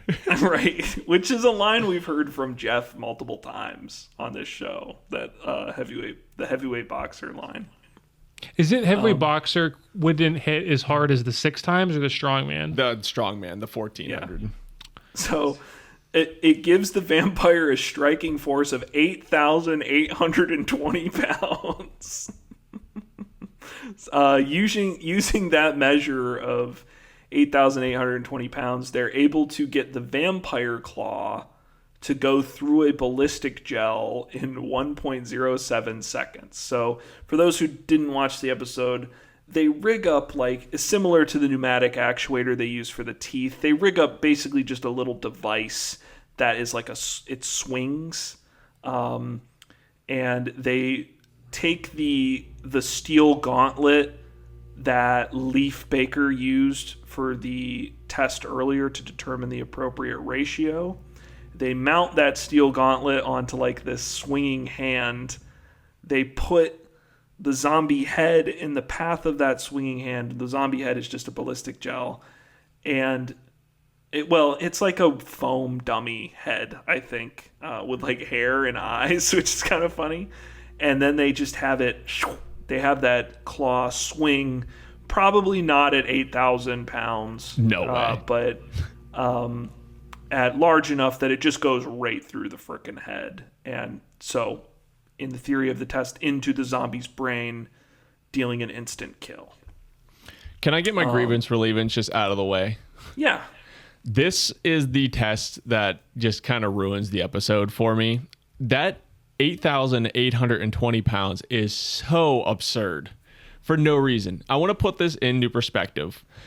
I have a Dodge Ram outside that weighs around 4,500 pounds. you're telling me a vampire that was done with one hand too could easily throw 2 Dodge Ram pickups stacked on top of each other. I also want to say a full-size Tyrannosaurus Rex bite was around 8,000 pounds of force. Jesus. So you're telling me every time they swing their arm, it's the equivalent of a Tyrannosaurus bite. What's the fucking point? Yeah. I mean, it sounds so stupid when you look at it, like, compared to anything else in that force range. Yeah. You know what's interesting is it really is kind of absurd when you're breaking down the measurements of this stuff. It's almost like the super speed and super strength is used in fiction, a certain way. And I would like to point out the vampires in 30 Days of Night, at least for the movie, they have superhuman strength, like they can lift up a car and stuff like that. But they are not flipping doors off the hinges with like their finger, and like if you shoot one, it'll fall over. It doesn't really kill them, but like Craig said, the whole thing is about humans trying to survive. And so they do fight the the vampires at various points. And the numbers, they're so adamant about this figure of 6 times and multiplying it by 6. And it just takes us to some absurd places. That's all. But yeah, this is definitely the most pivotal. This is the most pivotal test in that this definitely is what gets the most kills in the sim, probably. Even though the new sim is, fucking dog shit and does not show us what gets the most kills. This, we can assume, gets like probably 99% of the fucking kills in the entire thing, probably. Okay. Any thoughts on this segment, guys? Does it make any sense? Do you believe the readings? No, this is the test I hate. It's stupid. And yeah, if they would have cranked that pneumatic claw up to 8,800 pounds, that dummy would have just been obliterated. There would have been nothing but like mist left. What do you think, Craig? I'm curious about the reading, because one thing that I think is interesting, and as 2 people that regularly watch, fights, and you may think, and I think back to actually the Ronnie versus Situation fight, oddly enough, in Jersey Shore, when the great Pauly D mentions that, Ronnie and Mike are both pretty jacked dudes, but for watching them fight was kind of sad because like they didn't know how to throw a punch. Obviously, there's a big difference in strength between Ronnie from Jersey Shore and a strongman, but I think there's something to be said that it's still strange to me that a heavyweight boxer could be outpunched by a strongman whose strength is not fighting. So, I'm not sure if the reading is wrong or what, but if I don't think I'm suspect of all the readings on this show. Okay, yeah, I'm just saying. I'm saying like the worst professional heavyweight boxer. I don't think that he's outpunched by a strongman, because that's not what a strongman does. I think you bring up a good point about technique as well, Craig. Like, the vampires, they bring on like Leaf Baker to demonstrate the ability of like the speed of the vampire, right? And its ability to go for the head. Is every vampire this skilled in fighting a mass group of enemies? Like, what's the morale factor here? Isn't it theoretically possible for a vampire to panic, like being surrounded by zombies? Like, you don't know where to swing first. How many times throughout history have these vampires been in a situation where they're so overpowered? I imagine it's absolutely, it's not even a sport for them to hunt people, basically. Like, when are they practicing like this martial skill, right? They are not fighting anything on their level. And so when they're faced with like 100 zombies in front of them, like, I guess, I don't know. Like, wouldn't they run away? And I just think you bring up a good point about technique, Craig. So, I don't know. Because every other warrior brought on this show is a warrior. We can debate about the CIA or whatever, but a Spartan is experienced in fighting, and you would assume the Spartan they're getting on there is experienced in fighting.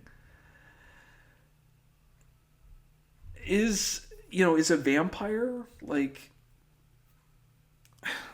I don't know. Like, they hunt, but that doesn't mean they have any, like, combat experience. I don't know.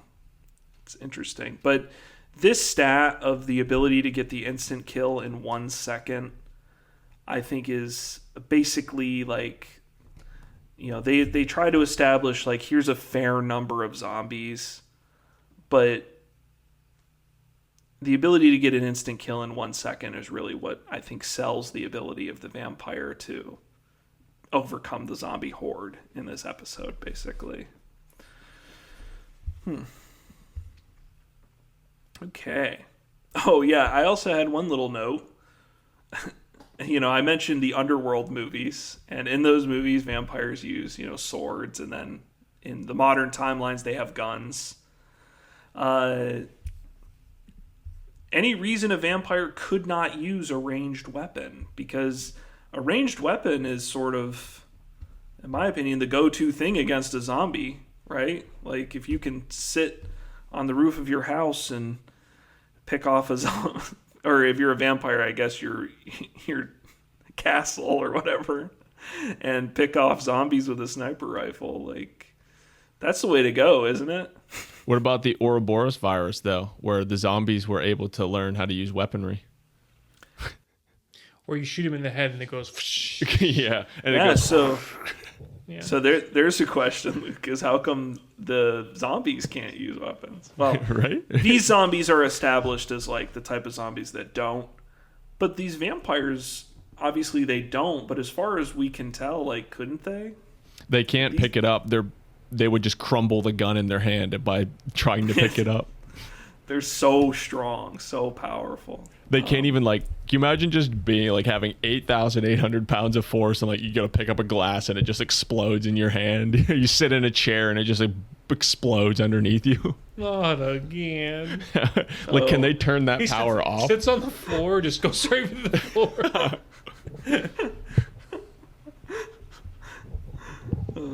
All right, well, we don't get an edge, of course, except for Clay.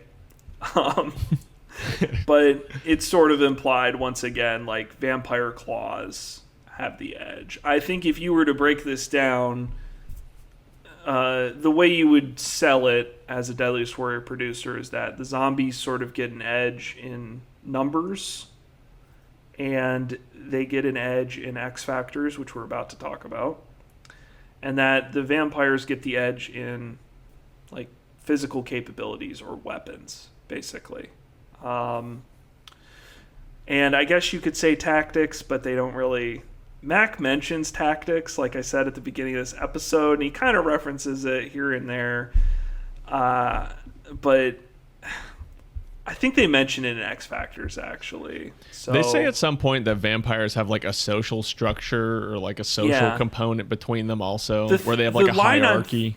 I don't have it written here, but the line I'm thinking about is related to, like, one of them mentioning that, I think it's Mac even mentions that these vampires have been alive for, like, thousands of years, so they have that much battlefield experience.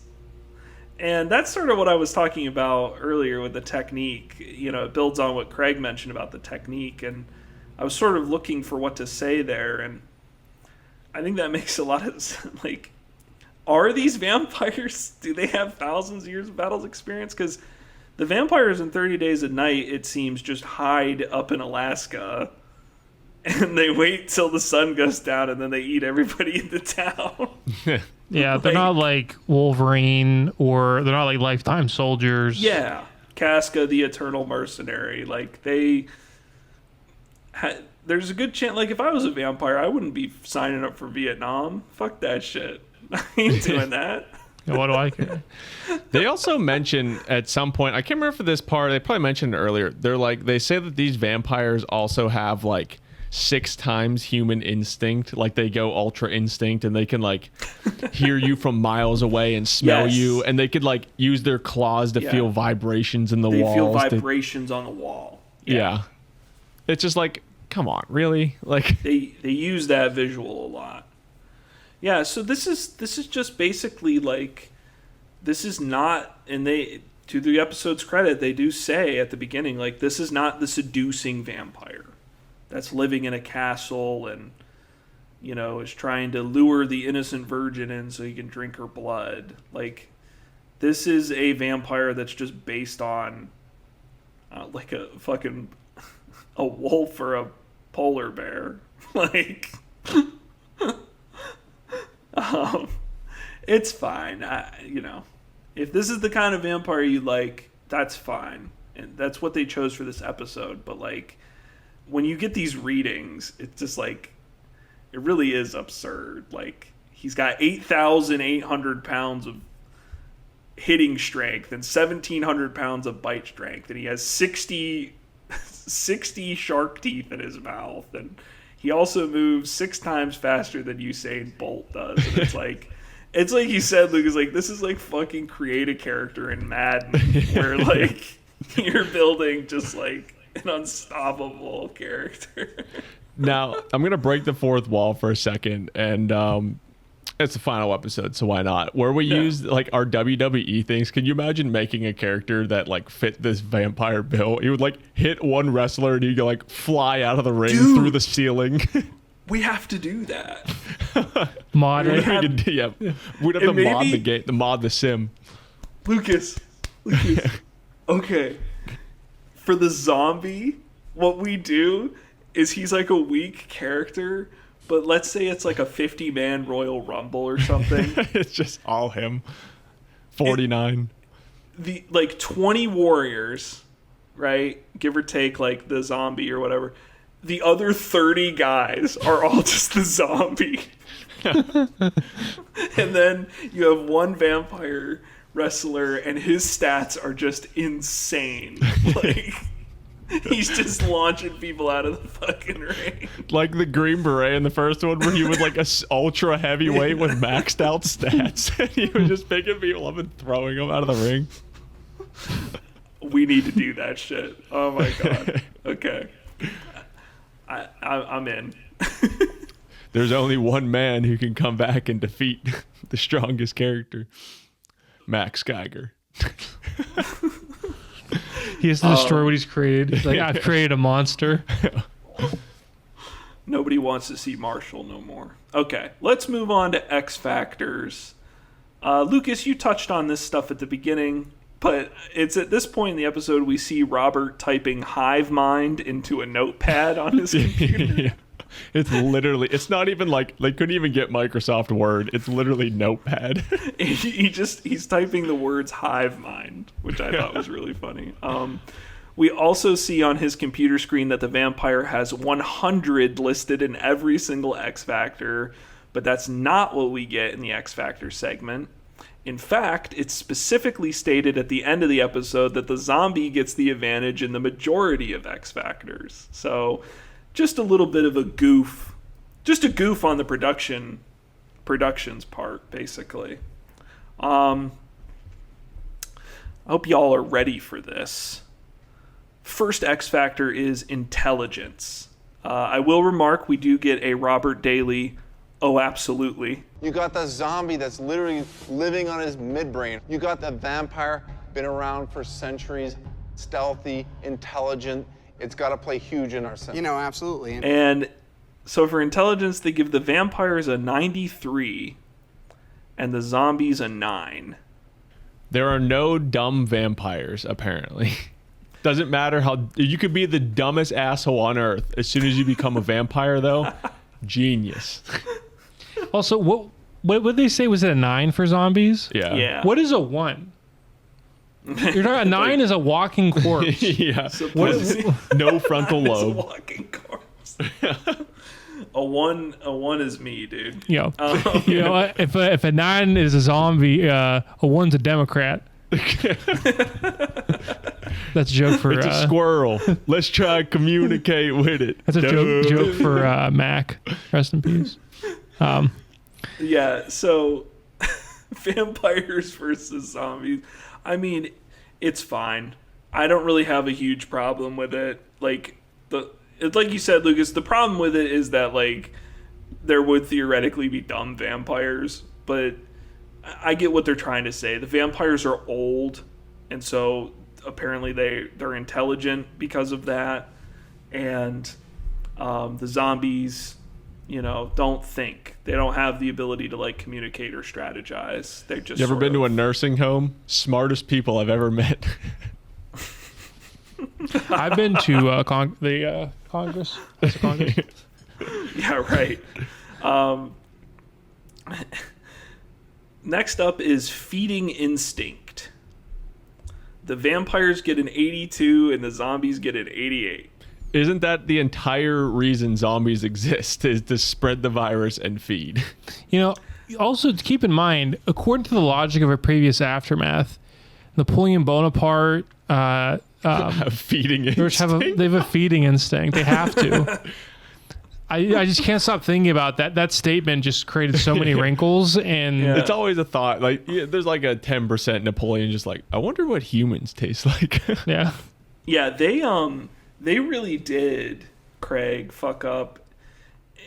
I forget, was it Dorian or was it Robert Daly who said that in the one aftermath where it was like, oh yeah, all these Robert. X factors apply to all the warriors. And we go back after an episode comes out. We come up with a new one. We go back and give it to them. Right, and that's 100% not true. That is 1000% a lie. It's obviously a lie, but when you take, and it is just meant to be heard and forgotten, but when you do remember it and take it and apply it to every episode like we have been doing, it's so funny. Like, yeah, I guess this lends due credence when they were talking about diets and Genghis Khan versus Hannibal, right? Like feeding instinct. Genghis, man, he could not eat dates. He had to have meat. Had to have that jerky. And I'm looking here. I'm going to pull this up because this is interesting. So our next one. Oh my fucking God. You guys are going to love this. So the next one is endurance. Vampires are given an 87, which we will get to in a second. The immortal vampires get an 87. 6 times So an elite athlete. okay, let's touch on it now. It is mentioned, like as they're talking about it, that the vampire has superhuman endurance. They give him an 87. I will remind you guys. They gave Lawrence of Arabia an 88 in endurance. 7 times an elite athlete. What does it take to get an A in this class? How many elite athletes do you have to be? Well, you're about to know, because the zombie gets a 100 in endurance. Because a zombie doesn't get tired ever. He just keeps going. So I thought that was amazing. I see what they're trying to do, but the definition of the endurance X factor changes every time they use it. I remember complaining because the entire Lawrence of Arabia episode, they talk about how in shape he is and how he could run a 4-minute mile. And then I was shocked when they gave him an 88. I have to retract that statement because apparently that is a superhuman endurance level. So. And then 99 and above, or 90 and above, is just like God status. Yeah, Lawrence of Arabia has been alive for 1,000 years. He'll kick your ass. He's 6 times the endurance of like an Olympic marathon runner.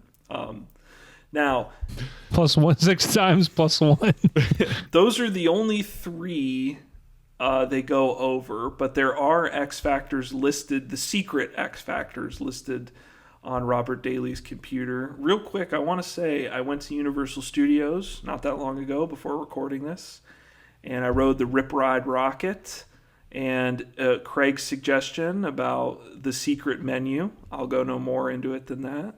It worked, Craig. And that was nice. Thank you. So the secret menu on Robert Daly's computer here, X Factors listed. You have the zombie. The zombie's unique stats are feed instinct plus stamina. So there's that. And then the vampires is super speed and intelligence. So I don't even know what to say there. I have nothing to say. Stamina, not to be confused with endurance. Right. Well, that's the point, I think, is feed instinct and stamina, because he does get the edge in those. And then intelligence is mentioned also, and the vampire gets an edge there. But then super speed is put on here, which is the 6 times the, replay the line. All right. Any last thoughts about the X Factors before we go to the reenactment? And we don't have to talk about X Factors the rest of our lives. Dude. After this, we really don't. Yeah. Do you think that notepad document is saved somewhere on an old hard drive, or was it immediately deleted after they filmed that scene? It was burned with the rest of Robert Daly's records when they started coming after him. Yeah. What other lies have you been keeping, Robert? You son of a bitch. I guess it's Lucas's sim corner. Lucas, final reenactment read Woo. for you, sir. It is. Remember, 63-1 Yeah. ratio. And before he even starts, I want everybody's fingers in the air for as long as you can hold them. Oh, Unless you're driving, but don't. yeah. No, even if you're you're driving. One hand if you're driving. Hold that finger up. Okay. Hello, my ghouls and goblins. I am officially retiring from your grand sim master. I have instead been infected with a virus, and now I am your undead sim master. Join me as we watch a sim that we already kind of know the results from, because Super Saiyan God Super Saiyan Goku is fighting Yamcha, where Godzilla is taking on 63 Rowan Atkinsons dressed up like Mr. Bean, where Anakin Skywalker takes on 63 younglings. All right, but seriously, this sim is going to be really ridiculous, unlike any we've seen before. I remember watching this the first time and just being like, okay, that was kind of dumb. But this is a special occasion because it is the very last sim of Deadliest Warrior, the Spike TV show. And what a send-off it's going to be. So, my goth girls and vamp kids, raise up those fingers for one final time. And with 8,880 pounds of force, hit your enter button. And if your computer's still intact, we'll enter the sim.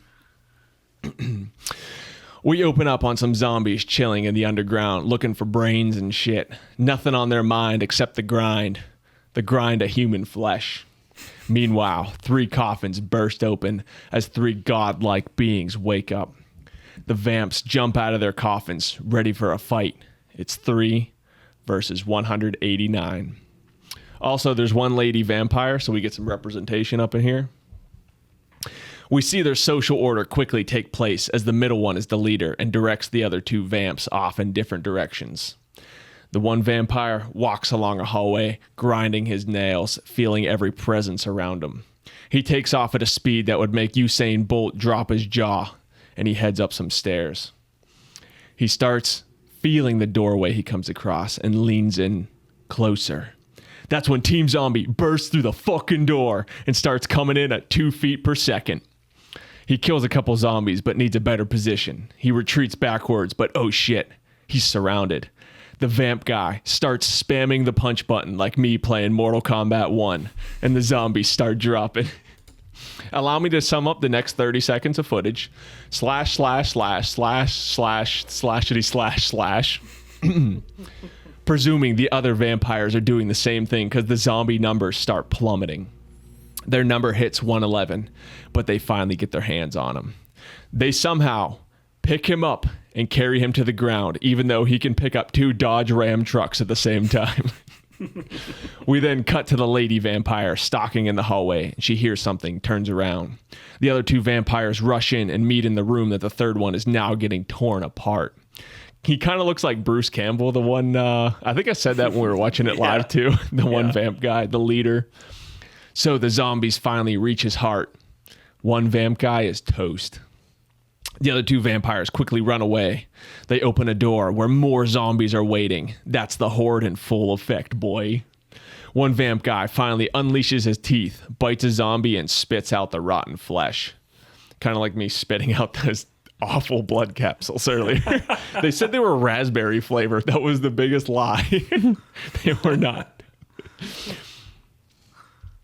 I feel like the vampires would have zero incentive to bite the zombies also. Like, their claws work just fine, but they had to get that shot in there. But that bite allows them to take off, but the zombies burst through that door anyway. The vampires are bitten in desperation and go back to slashing everyone, and the zombies' number starts falling again. The lady vampire does some sick spinny moves where she slashes everyone in a circle, and we get some sick slow motion of the zombies slashing up or getting slashed some more until the lady vampire gets careless and gets bit in the neck. She throws the zombie off her into a wall. She gets a couple more kills in, but shit, she's feeling clammy. Oh, the nausea's setting in. Ooh, the black border's filling in the corner of her eyes, boy. Her blood loss is too great, and she dies on the floor, blood leaking everywhere. Was her heart destroyed? I thought they were invincible. Making shit up. Okay. They can bleed out. She lost 5 liters of blood. Now, it's just one vampire versus 50 zombies. Roll the credits, because I believe 53 zombies was where the test said they would be comfortable. Oh no, but it's not looking good. He's getting overrun. Oh, he throws him off. In the worst looking shot of the entire episode, he embeds his claws into a zombie's head and goes like... He goes to check outside to see if he could flee, but man, the sun is rising. This just ain't his day. Something they never really addressed on the show until this point, but oh well. I feel like that would make a huge difference, but you know, never mind. Yeah.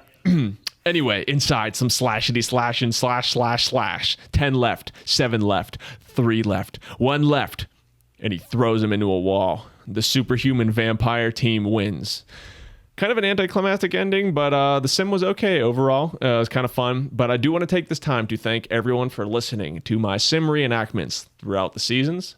It was episode 8, William Wallace versus Shaka Zulu, that we asked for improvements to the show and what people wanted us to do with the podcast. There was a user, LJOL3, suggested we incorporate a breakdown of the sim. I think that was the comment that we initially read, and we're like, yeah, that'd be a good idea. It was episode 9, IRA versus Taliban, was the first episode. I got to break down the sim, and it was tradition after that up until this was the final one. So thanks for listening and the suggestions over the episodes. And I think a lot of times the most replayed section of our videos, I think YouTube shows like a little feature like that, and I think the reenactment is very often people's most replayed. So that's well just me done, on my sir. account. I like to hear myself speak. You know, I'm a huge It's just asshole. you. Yeah. Be a great job. Thank you, Lucas. Thank you for the strong work, sir.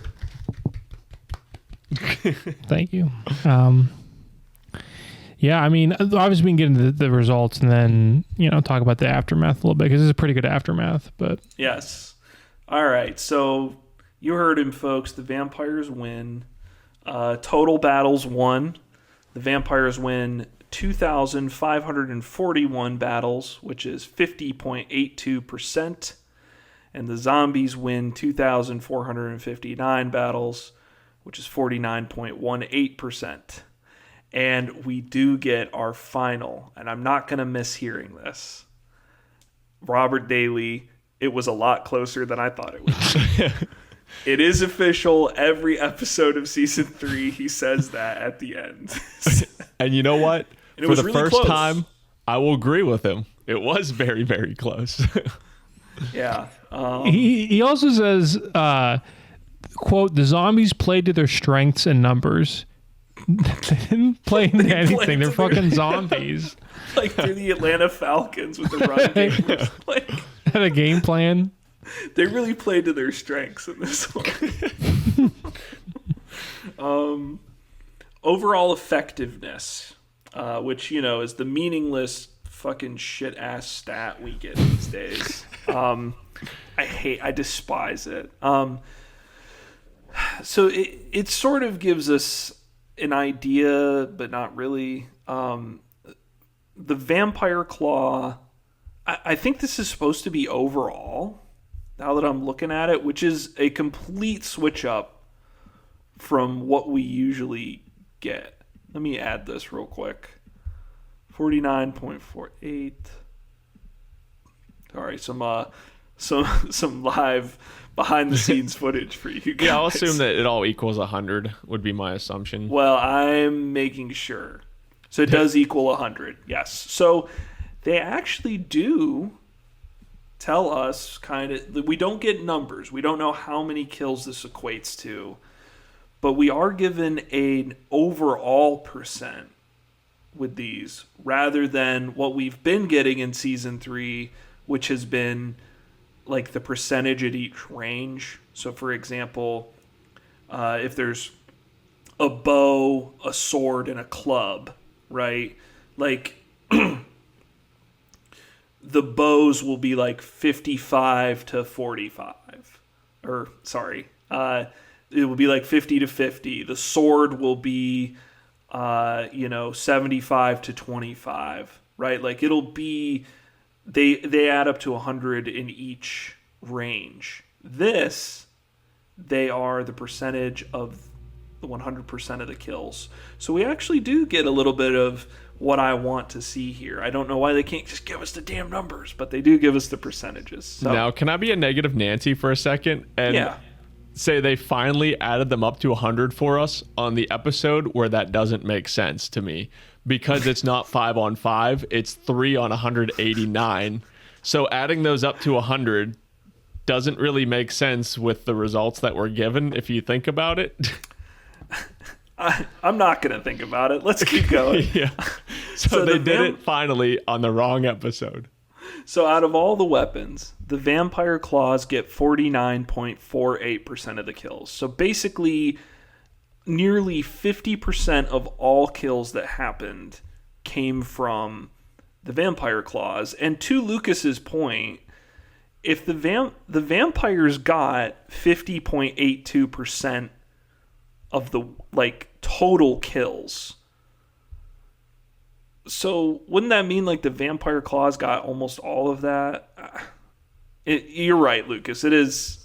Yeah, because if there's they get one thing right and they or fuck 1,000 three battles, things you have to up. take 189 times like the 1,000 or 5,000 or whatever the hell it was. But then there's only 3 vampires per battle, so there's adding up to 100 doesn't make sense on this one. So the Vampire Claws getting far and away the most kills of any weapon. The Vampire Bite gets 5.62% of the kills, so substantially less. The Zombie Hands get 42.55%. So the second most effective weapon of the episode is the Zombie Hands. And then the Zombie Chomp, the weakest weapon of the episode, at 2.35% of the kills. I do like that they just randomly call it the Chomp now. Amazing that we got as shared screen time for the Bite and the Chomp, which got a total of like 8% of the total kills. And then we got the same amount of screen time for that as we did for the Claws and the Hands, which are what determine the outcome of the match. So, wonderful job. Jeff mentions the vampire has the ability to regenerate, though that is never covered in the episode explicitly. They never cover that. And also, like I said, they regenerate by consuming human blood. Where are the humans? Just something to think about. We get a shot where we see the last vampire succumbing to the zombie virus. This was the vampire we saw bite the zombie that you mentioned, Lucas. He takes a big chomp out of the zombie's head. He's the only vampire to bite a zombie. He's the survivor. And at the, before they cut to credits, I think. It's that he's seen like turning into a zombie, like a vampire zombie. And the last shot, the final frame of any Deadliest Warrior episode is a still reading that says "to be continued." Now, does that not mean in canon the zombie team won? Technically won. I don't know. I think this is them saying it's all for fun. Like, who cares, you know? But the to be continued kind of points to like, I don't think they knew that this was it for Deadliest Warrior until maybe even after the Aftermath was filmed. Like, maybe this was their Hail Mary. They knew they were in hot water, but they were like, hey, let's get some fan support around this season 4. I think it's more just I think it's a horror movie reference. Like to be continued, or like you would do the end and then a question mark comes up, you know. They would the matchup would be a zombie vampire versus a vampire zombie.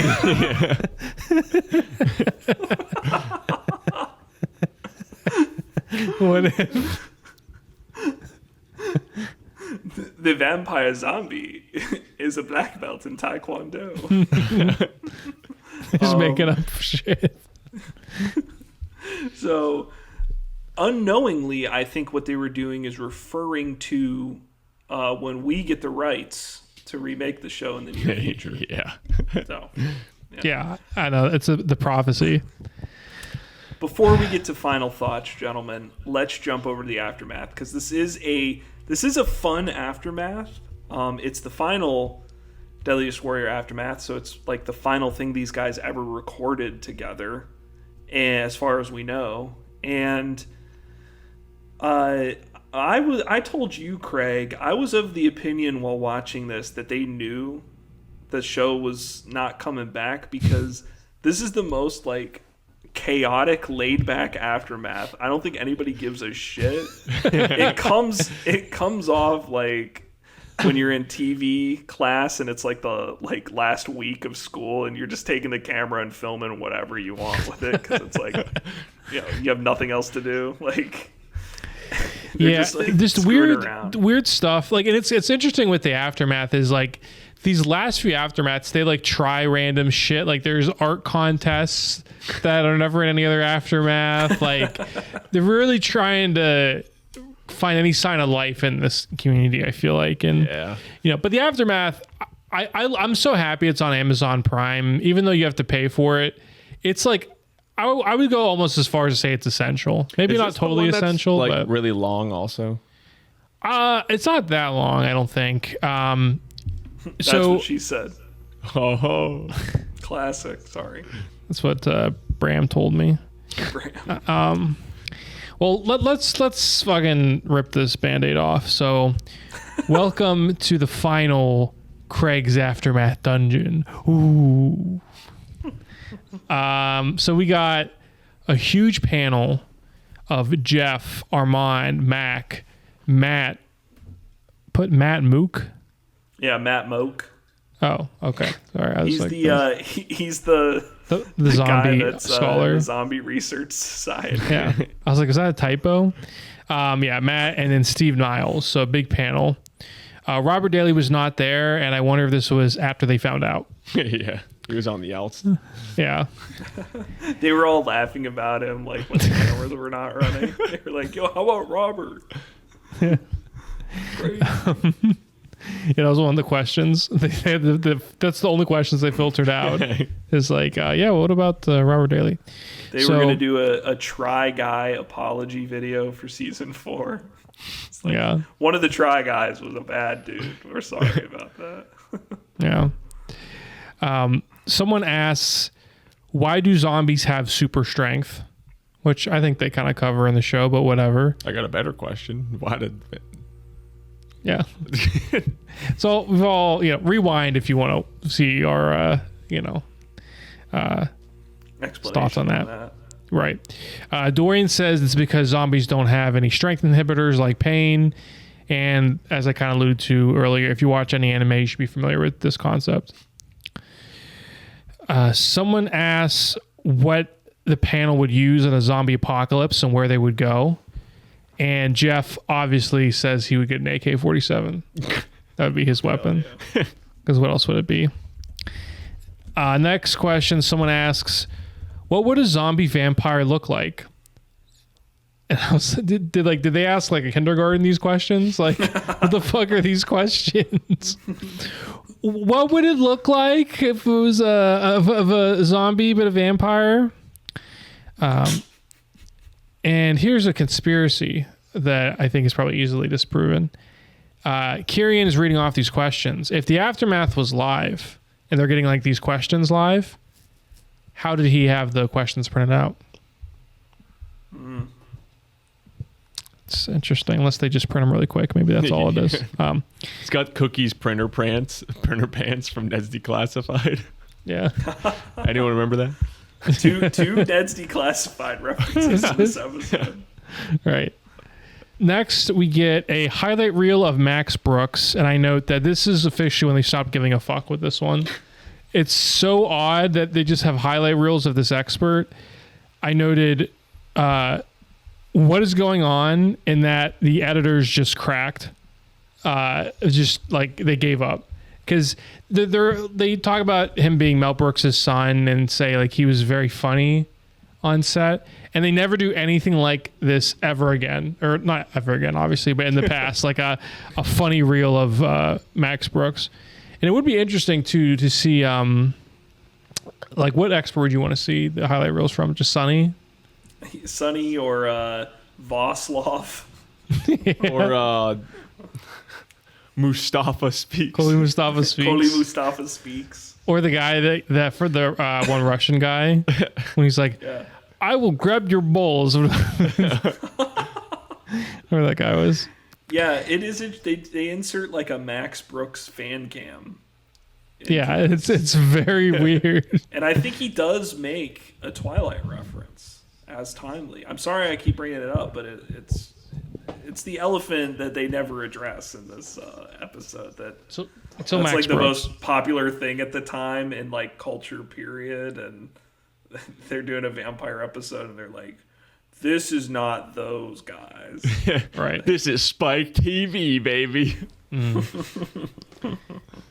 This ain't your girlfriend's vampire, okay? Yeah. We get another great question on the Aftermath. Someone asks, could a zombie actually exist? It's again 5-year-olds asking these questions. Kirian asks, oh god, this was bad. Kirian asks, is there anything like a virus and you get it and you're not yourself? And Max goes, yeah, it's called Congress. Nice, got him. I was like, that doesn't even make any coherent sense. Got Keep him. it in.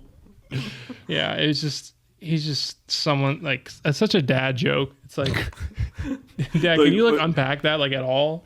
It's like a dad joke, but he like mixed up the punchlines. Yeah, it's like if pro's the opposite of con, what does that make the opposite of progress? Am I right? Yeah, it's very, very much same vein. Same vibe, yeah. Yeah. Next, we get another very unprecedented segment, Dorian's Hospital, where they go into the ER and talk to Dr. Dorian. Just film live people in the emergency room. Yeah. I remember I watched this before you, Craig, and I told you that this happened, and you were like, what? Yeah. I was like, yeah, they do, like, they follow Dorian around at work with a camera. Yeah. There was an interesting little moment where they called he's an LA ER doctor. They called it the urban battlefield, which had a little something there I thought was interesting. I would have broken a leg to be on the segment where like Dr. Dorian treats my like sets my broken leg. But I don't want to be in the show. I want to be in the aftermath, like this niche aftermath appearance. It's like a Make-A-Wish prize. Where I'm like sitting there, I'm like, Doc, I got the suds. Your arm is broken in like 40 places, you're, like crying. Do you think a vampire or a zombie would win? Right. Probably a vampire. Yeah. Well, after that segment, I guess we don't really learn a ton of useful information. He's just kind of in your doctor. Just bugging him at work. That's what I'm saying. This is like, it's like they knew. Like they knew it was done. It's like someone's high school project. But yeah, but they had it like, they had it in the budget. Like they had already cleared like, hey, we have this many funds left over for you guys to do a last aftermath episode. And it was like they just were like, hey, let's follow you around at work one day. And like they got like 10 seconds total footage for that segment. But they followed Dorian. I like to think they went to his work for like a week and just hung out with him. Like they like keep moving his stuff while he's trying to like heal people. They keep messing with him at work. Yeah, they're busting his balls while he's like doing a checkup. Yeah. No cough. There was then, after that segment, a real-time vote for Deadliest Warrior of Season 3, and Ranger had like 5 times as many votes as the next person. Genghis did come close, but like, obviously it's the Ranger. The announcement. So this is what I assume they were talking about. They teased an announcement, I think, on the last Aftermath. And we were wondering what it was. And I guess it apparently was the Mac DLC. And they have a live reaction on the panel in the Deadliest Warrior game. Woo! Yeah. Yeah, and they have like Joan of Arc killing Mac or whatever in the game. And they're like, damn, Mac. Go Fucking be my bitch. girl, dude. Yeah. Yeah. And last note for the Aftermath, the rest of my life, there's apparently a part 2 to the Aftermath that is not on Amazon. Oh my God, I know. So that was crazy. a lot of Deadliest Warrior stuff. Obviously, the Aftermaths is like the essential companion piece besides this podcast. There is a lot of lost media with Deadliest Warrior. You know, you got there was a Aftermath. I think it was for Medellin Cartel. There's a live one that is lost. A lot of the stuff. The live Ranger episode basically is like lost. Yeah. That's lost. There's like the online webisodes, like with Dave Baker. Those aren't there. So, and I don't know of any way to find that. Like, I don't think you can use the Wayback Machine to watch a video from Spike. Creepy pasta. Right. And I don't think anyone would have saved those fucking things. No. I would love to see them, obviously, but hopefully this podcast can supplement a little bit for what is missing. But my parents' DVR like 2 or 3 cable boxes ago. There is probably a DVR somewhere with it recorded on there still, like in a landfill somewhere. Yeah. And I would love to see it, but I don't know if that day will come. But yeah, that's it for the Aftermath. I was a pleasure paying the $3 every time we recorded these for you guys. Hopefully I saved some of you guys some money so you don't have to go watch it for nothing, but maybe I sparked your interest to watch it for yourself. So, yeah, you are all released from the dungeon. You're all free now. Craig, thank you for your Aftermath coverage, sir. It's my pleasure. It's my honor. Yeah. This was, so I guess we can get into, excuse me, my voice just like died there. You tearing up? He's tearing up. Yeah, right, I'm tearing up. I'll call the ambulance. We can get into the final thoughts of the episode. I'm going to go get some water. Why don't you, Lucas? Tell us some of your final thoughts on this episode. Oh man, what a weird final episode of the show. What a just they waited to the end to dig this one out. I still gotta say it's still one of my least favorite episodes. That's just my personal opinion. People either love or hate this episode. I don't know. I feel like I got all my bitching out during the podcast. I don't have too much to say. You didn't seem nearly as fired up, Lucas. I've seen you enraged on these things before. Maybe it's because you don't drink as much as you used to on the season 2 episodes. Hey, I was trying to put out content for the fans. These werewolves, vampire, hybrid things are just complete bullshit, all right? Is that what you want? There's the pre-workout kicking in. Zombies would have won. Yeah. Zombies did win. It's canon at the end. Yeah. I'll go next because I don't have too much to say. Yeah. You know, on one hand, this episode was way more entertaining than I thought. This episode felt like it was 15 minutes long and how quick the pace was both times I watched it. I think that says a lot for how entertaining it is. Meanwhile, FFL versus Gurkha, I felt like I was there for hours. So I think that is a testament to this episode. Now, like I said, a lot better than I remember. And I think for the concept of vampires versus zombies, there wasn't really much other ways they could do it. Yeah, there's goofy stuff with this and like, well, what about this? And it's fun to poke fun at that like we do.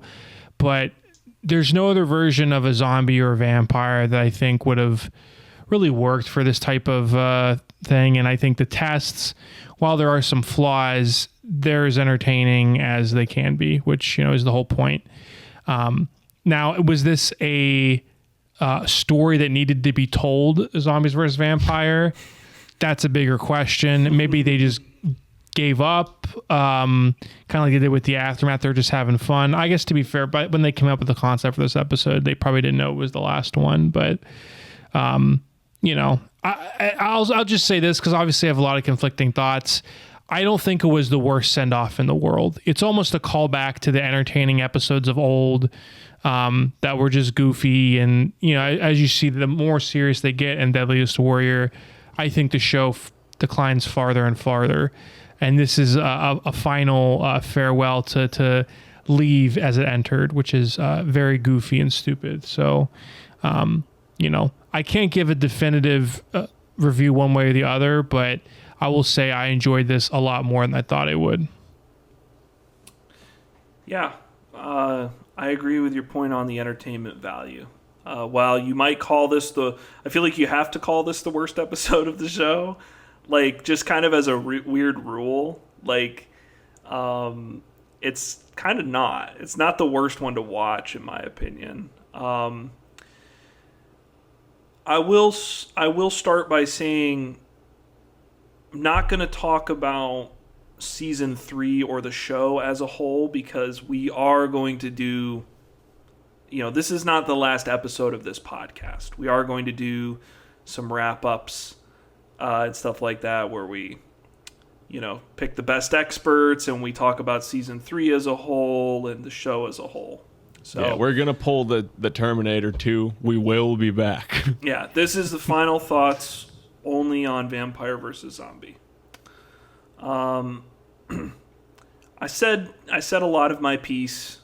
I promise I wasn't trying to be a dick or poke holes or whatever. Like, I started off by stating, you know, I'm a vampire fan, so like it's not like I was rooting against them, really. It was just my honest thoughts on the episode and some of the random questions I had while we were watching it. This episode, it is a great example of a jump the shark episode.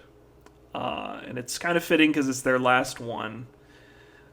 For anybody who does not know, the strict definition of jump the shark is when a TV show, like something happens in a TV show that breaks your suspension of disbelief, at least what was established already with the show.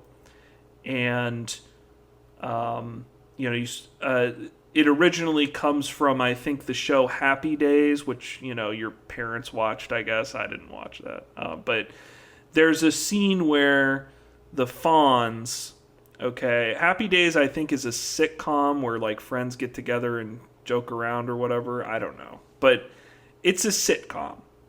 And there's a scene where the Fonz is, like, what's it called when you're, like, on a board and you're being pulled by a jet boat? ski? No, the jet ski. The tightrope walking. Waterboard. Yeah, I wanted to say Waveboarding. waterboarding, but I don't. I think it's waveboarding. Waveboarding, maybe. Well, whatever he's doing, Oh, it's a tightrope.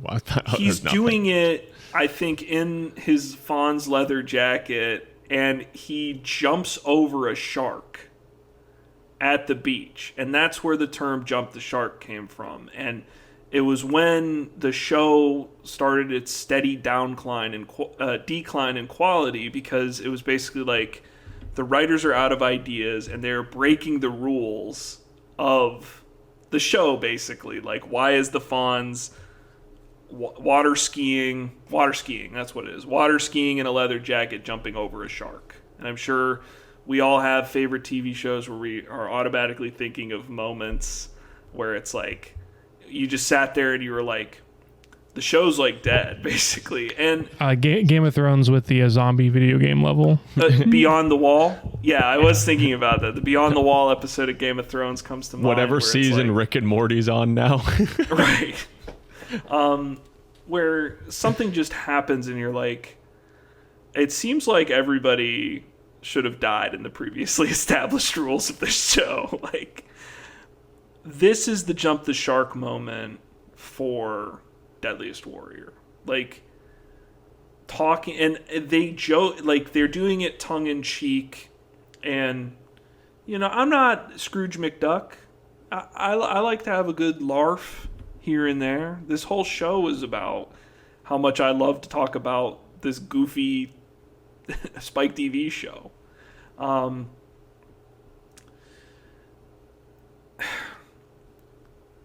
It's dead, though. Like, ironically, they are undead in this episode.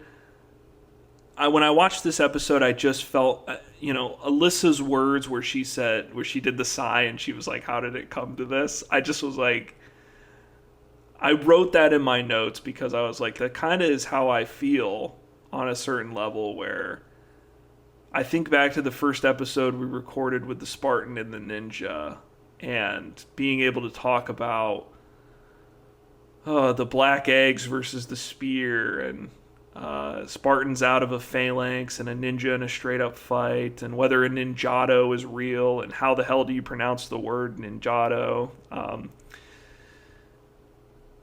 And we get to this and they're talking about a vampire and a zombie, and it's just like, they did jump the shark in this episode. Like, this is no longer a show about historical figures fighting, and it always had a level of fakeness to it, a level of like WWE kind of thing. But the thing about WWE is that even people can even watch that as an adult because they don't break the kayfabe. Like, they don't get out of character in the middle of the ring.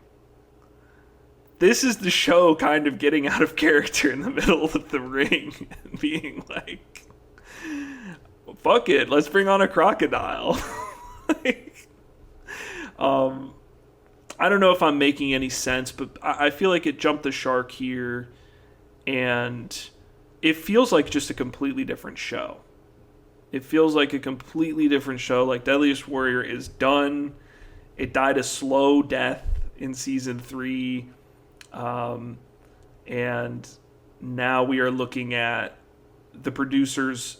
They have given up on that project, and they are trying a new one, basically. And while this episode in particular is entertaining, and it obviously spouts a lot of concepts to talk about, I don't know. What are we really getting from it? It pales in comparison, I think, to some of the bangers of season 1 and season 2, which are just smash hits. So, yeah. Not the worst episode of season 3 in my opinion, but somehow the worst episode of the show as a whole. Yeah, I get where you're coming from with that. I mean, it's like they alienated a portion of their audience who was there for the historical aspect of it, but they didn't represent this new product well enough to attract like new people in. Like, there is a world where, I mean, a TV show about mythical creatures fighting each other, and then, you know, we reference works of art could work as a really good TV show. But I don't think they strayed. Like, if you're going to do that, you can't take a tried and true formula and just try to develop this new product and put it into your old formula and then hope for the best, because it's going to come out kind of like a shitty product, which is what I feel like this episode is. They need to like diversify and kind of change the inner workings of the show if they were going to approach this direction, which I think they failed to do, and it just kind of alienated some of their pretty much like customer base at that point. And in execution terms, I think they fail because basically what you have in this episode is, okay, they have that panel to establish the rules of these monsters. There should be like the arbitrary group or the neutral third party that's making the rules, basically. The referee in the WWE ring. Yeah, this episode comes off as children fighting on a playground because it is literally like Team Zombie saying, just making shit up on the fly, and Team Vampire making other shit up on the fly. And you end up with a vampire that has the striking force of like 2 Dodge Ram pickups. Like, a Tyrannosaurus Rex. Well, what that was too in the old show, the referee was like the historical fact-checking side of it. That there was, whether there was no physical referee on the show, there was people who could go back and like fact-check this. Like, is this historically true? And yeah, you're right. On this episode, there is no referee in the form of like being able to fact-check anything they're saying on the show. So you could just say whatever. Yeah, there's no... Yeah, there's rules, but there's no rules. And it kind of, I think that's what ruins this episode for me the most, is just, it leads to more moments for me where I'm just like, well, like, why? Why do you get to do that? Like, who came up with this? Like, is there any, like, reason this is, you know, there's nothing to fact check. Yeah. That's why I was curious whenever Craig read the 30 Days a Night. That's why I wanted to ask, like, are these based off human? Or, you know, just get some answers, because they don't answer it on the show. They're not like demons that are summoned from hell. Yeah. Like, they are humans that have been afflicted with some kind of disease. Yeah, they give too many like stipulations without giving any background or explanation of why. Yeah, and also it might not work in execution either because it's breaking the classic formula, which is this show started as a 1v1 in concept, and then when it came to guns, they had to up it to 5v5 because there is no suspense in airing a reenactment where a soldier takes an M16 and just shoots the other guy in the face. Like, so they had to up it to 5v5. And I don't think that necessarily broke the show. It does break the stats in that they don't always make sense. But this is not one-on-one. This is 3 versus like 180 something, right? Like 189. Like, so if there had been 109, like, it was so close. If there had been 190 zombies, would they have won? And also the fact that it's a neutral ratio, like, with the results that close, that's within like a margin of error. Like, so it's really, that's a problem other episodes have fallen into. But yeah, I don't know. Concept is weird. I feel like it jumps the shark, and I feel like they don't execute on a lot of ways. And I don't know if zombies and vampires are a great matchup. Really no, that's what I was saying. I mean, think of like mythical creatures that they could have went with. I feel like there could have been some better matchups, but some of the stuff you run into, like you take like vampire versus werewolf, but you run into the problem too sometimes where like, oh, they both use their teeth. Even the same problem they had with this episode, they used the exact same quote unquote weapons. But yeah, I feel like there's some better opportunities out there, like, I don't know, other intellectual properties you can pull characters from that would Alien have more versus difference. the Predator. Yeah, I was thinking that earlier. I was like, but honestly, like analyzing that in a 1v1 fight might be interesting. Yeah. More interesting than what we just watched. Batman versus Superman. Yeah, Goku versus Superman, the old debate online. Yeah, that's been a heated debate for many millennia. I guess to close out this episode on a positive note, what do we think, guys? I think Superman would beat Goku, provided, of course, that Goku does not have any kryptonite, which is a big if, right? I don't know if Goku's very honorable. I don't know if he would use kryptonite. And provided they were fighting in, like Earth or an Earth-like planet in the sense that Superman can absorb the sun's radiation and obtain full power. So you might say, ooh, those are some big stipulations, but like, why would they be fighting, in the middle of planet whatever? I don't know. So how's the sun on Namek? I don't know. What do you think, Craig? Namek's gone. Right. Goku or Superman? Yes. Just off the top of your head, who do you think wins? Goku's cooler. My Okay. answer, Fair that enough. debate, I feel like came around when Dragon Ball Z was like still a thing, but now that Dragon Ball Super is canon, I think Goku wins now just because he's surpassed God level at this point, and Ultra Instinct, spoilers. It's been out for a while now. Goku is the more fun answer, definitely. Superman's too white bread. Well, he's just 'cause the he's white? standard is the problem, but I gotta say, I gotta hand it to the Man of Steel. I think he would win. So Goku's cooler. yeah, give us your comments down below. The classic Superman versus Goku. Who do you guys got? See, that honestly, that would have been a better episode than what we just watched. Right. Go would've watch been go watch the death battle. I can't wait. Yeah, there's a I would love to there's see a good death battle episode of that. So what animal would Deadliest Warrior bring in to represent Superman? Gorilla. here's just a gorilla like hitting a pad or something, and then multiply it by 100. That's Superman, sure. they bring in the other Spetsnaz guy to absorb the punches from the gorilla to represent Goku. It just rips him apart. great. We're gonna shoot a ballistics gel dummy with a Tomahawk missile launched from an aircraft carrier. We put his dead pig in front of an A-10 Warthog, and we're gonna see what happens. Jeff comes out and he's like, "Oh, the pressure mats are tripped. The pressure mats." Dorian goes up to the remnants of the gel torso. It's like that scene in South Park where he's like, he didn't make it.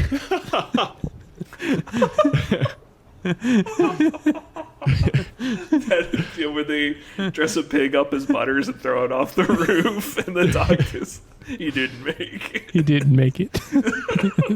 Giving me asthma. Yeah. All right, guys, let's wrap this up. Thank you guys for watching. If you're interested, we are going to be doing, some Back for Blood, some wrap-up episodes, probably. This is not the last episode of the Deadliest Warrior podcast. We will let you know when that happens. But this is the last episode of the podcast that will be covering a Deadliest Warrior episode. So, tear in my eye. We can cut to credits with "We'll meet again." Don't know how, don't know when, but I know we'll meet again some sunny day. Guys, stay deadly. Dude, wait, before you do that, I just gotta say, thanks for the memories. Thanks for the memories. All right, Craig, do you have any song before we cut to the Stay Deadly? I'm just picturing the time of your life guitar. No lyrics, just like. That's perfect. I wish I could have that. I will remember you. All that stuff. Play your favorite sad songs. All right, guys. Stay deadly. Stay deadly. Stay deadly.